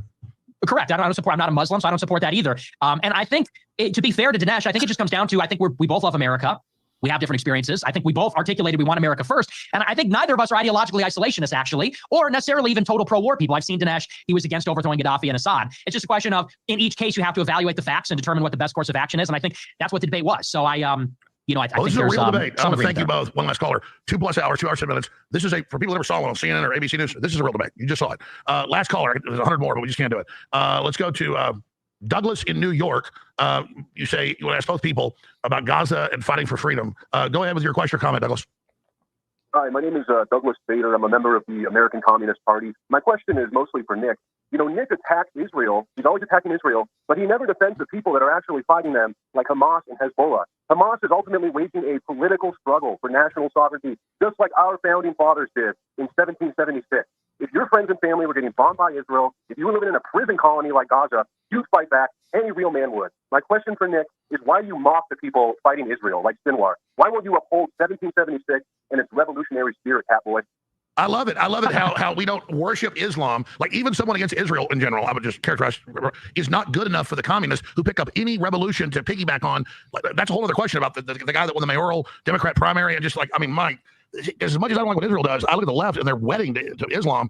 Sorry, I can't handle it. Nick, go ahead. I'm going to get Dinesh's final comment on this. Well, there's your proof that I'm not a communist. Okay, there's your proof that I'm not a Democrat. And I would say, with regard to these, and we shouldn't be glib because it's a serious topic. I think that, look, terrorism and guerrilla tactics, this is asymmetrical warfare. When you're fighting a much larger opponent, you hit soft targets. You engage in these types of campaigns that affect, they engage in terror, that are meant to intimidate and scare the public into withdrawing. And there's a logic to it. It's not to say that it isn't evil, but you understand there's a logic to it. And I would say that unlike communists, I'm a Catholic. Christians do not do suicide bombing. We just don't believe in that. We don't do hostage taking. We don't do that. And I would, by the way, condemn the Christian militias in Lebanon who carried out the genocide in that war in 1982. I just don't believe in those things. Christians endured persecution, and people say, well, any group that's oppressed, that's a man, is going to fight like Hamas. That's not true. Christ bore the suffering on the cross, and so did the apostles, and so did the martyrs. And that's our religion. So I'm not a communist. I don't believe in this like our theory, rest in power and power to the people. I'm not a communist. Well, that's another question to close this out for both of you. That's where I'll stop. Yeah, let me say just a word about this, if I can, Alex. Yes. And it's this, because it's in reference to what Nick said earlier about the fact that Christians are somehow like equidistant from the Jews and from the Muslims. And I think that is wrong on two separate counts. The first one is that as Christians, our New Testament is not a break or a supersession or an abrogation of the Old Testament. It incorporates the entire Old Testament. We don't do the Jewish rites and customs, but we do the Ten Commandments, and that comes out of the Old Testament. I have come to fulfill the law, not abolish it. That's right. That's right. The other point about this is that Jews are not into conversion, but Muslims are. Jews, in other words, by and large, are happy to be Jews. They don't really want anyone else to be Jews. They make it really difficult to become a Jew. But on the other hand, Muslims are not only so eager to convert that they want to talk to you about it, but they're perfectly willing to hit you over the head. Well, Islam means submission. It means submission to them. There you go. That's a key difference between Judaism and Islam, which is that Islam will force you and kill you and will in fact kill Muslims who defect from the faith. Look at Salman Rushdie, for example, who still has fatwas on his life. The Jews don't do that kind of thing. Wow. Final comment from Dinesh. Incredible debate. I want to thank you both. Nick Fuentes.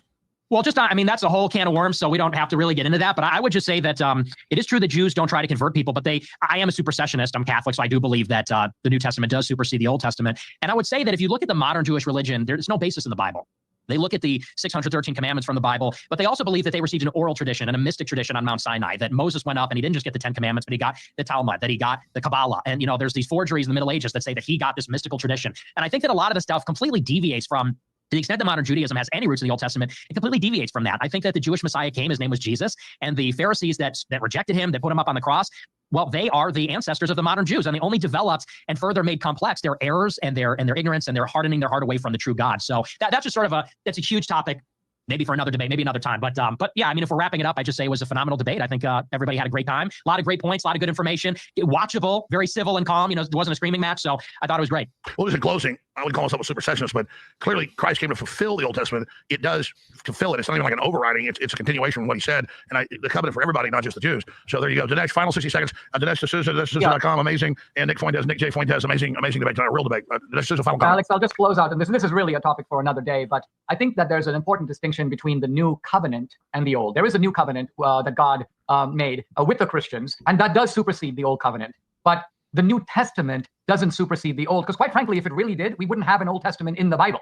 The New Testament, I think a phrase I learned in Christian philosophy many years ago is that the New Testament is in the Old concealed, and the Old Testament is in the New revealed. Yes. So you see here the intimate relationship between the Old and the New Testament. No, I agree. It is a completion. It is a fulfillment. It's one compendium.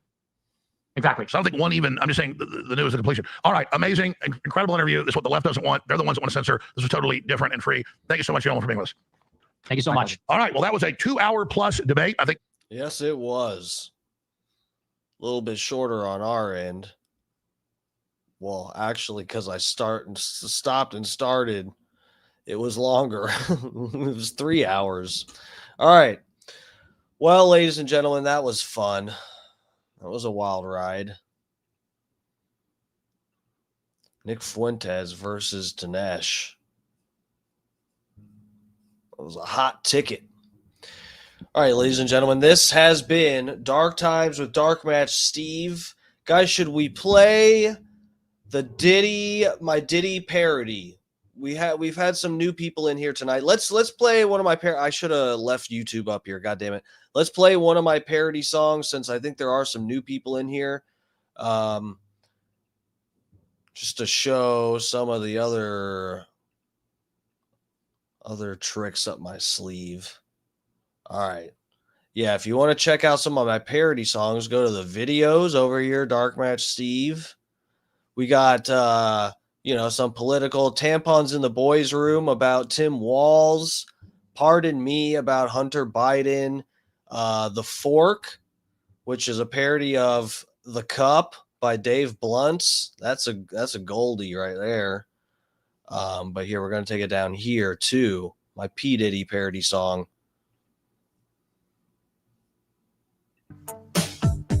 This right here is a Dark Match production. This goes out to all the gay rappers blackmailing other gay rappers and getting away with it because, who gives a fuck? He's probably doing blackmail for people in the government too. Check it out. Check it out. Seems like yesterday the world didn't know the sexual things I do with my bros. Fetish parties I like to throw. They call me Puffy because I like to blow. Sex with men is like a dream. I secretly record them like Epstein. You'll be famous if I start flirting. I had sex with Bieber when he was 13. In the future I hope to see other rappers drop their pants for me. If they laid a track with me, then they probably laid pipe in the back of me. Rumors became hard to conceal. Cat Williams told everyone it's real. I hit on him, but I don't like short men. I just thought that he was 10. Make no mistake, the rumors are not fake. They found out I'm gay because every day I be kissing news. I'm going to pause it for a second. Hopefully we don't get hit with a copyright. Oh, yeah, this is a jam. The fucking copyright Nazis hate when I come up with a banger. They fucking hate me. These motherfuckers hate me. All they do is monitor my goddamn feed. Jesus Christ. All right, let's go. I get hard when there's guys around. And when I drive past a playground, if we go shopping and I pay for you, then you know I'm about to go gay for you. I've banged men in every city. Instead of no homo, they say no Diddy. 50 Cent thought I was suspicious. I think his body looks delicious. My butthole has been through trauma. I once had a threesome with Obama. Took a tour of the White House. I have blackmail at my house. I like penis and I like anus. If you give me one, then I'll make you famous. The smell of semen is on my breath. I hope I can't have gay sex after death. The rumors are not fake. They found out I'm gay because every day I be kissing news. All right, go repost that somewhere. I'm not even, you know what? I see a hater in the chat. I'm not even gonna highlight his comment. Okay, maybe I will. Holyoke Joe, you son of a bitch. Straight garbage. You son of a bitch. I'm pretty sure you've told me you like that song. You son of a bitch. Thank you, guys. Scott Starbird, Junior Coltrane. Garbage. Thank you. Truth is unbreakable. Thank you. Thank you. All right, guys. I got to get out of here. It's already fucking 11 something. God damn it. I didn't mean to do a 3-hour stream tonight. I seriously thought that the debate was like an hour and 45 minutes. Oh, fuck me. All right. Those of you that are new, you might not know, I also make my own royalty-free tracks for the stream. I got my own intro and outro music made by me. That's what you're going to be hearing here. All right, guys. I will see you. Hopefully, well, wait. What's tomorrow? Thursday. Yeah. So I'll be live tomorrow night. We'll see about Friday. Friday's my birthday. And, I hate to bring the party down to 0, but my mom is in the hospital. So I'm probably going to be like busy doing stuff. Maybe I'll go live for a little bit from my phone. Maybe we'll do that. But yeah, I'm going to be busy on my birthday and I have to stop by the hospital to at least see my mom on my birthday. So I don't know about streaming Friday. We'll see. I probably will, at least for a little bit. But yeah, I'll see you guys tomorrow night. I'll be on by 8 o'clock after Scott Starbird. Scott Starbird goes live at like 6, normally 6 p.m. Eastern time. But I think he said he's going to be on a little bit later again tomorrow night, like 6:20 or something. But yeah, he's going to go live until 8 when I go live, 8 p.m. We got our little evening lineup right now. But normally Alex Stein is sandwiched in between there. A prime time with Alex Stein. He normally goes live at 7 p.m. Eastern, Tuesday, Wednesday, Thursday. But they're off for 4th of July. Everybody's doing vacation. Except for me, Dark Matt Steve. We're still in here grinding. And Scott Starbird. Yeah, that's right. So anyway, I'll see you guys in Scott Starbird stream tomorrow. I don't think Bubba the Love Sponge is live tomorrow, right? Or are they? I know they're not live Friday. They're probably, yeah, I think today was their last day of this week. So yeah, I'll see you in Scott's stream. No Bubba in the morning. No Bubba Army stream. Maybe I'll go live in the morning. Would y'all fucking shit yourselves if I was awake at 6 a.m. and went live? All right, I got to get out of here. Love you. I'll see you guys tomorrow night. Oh.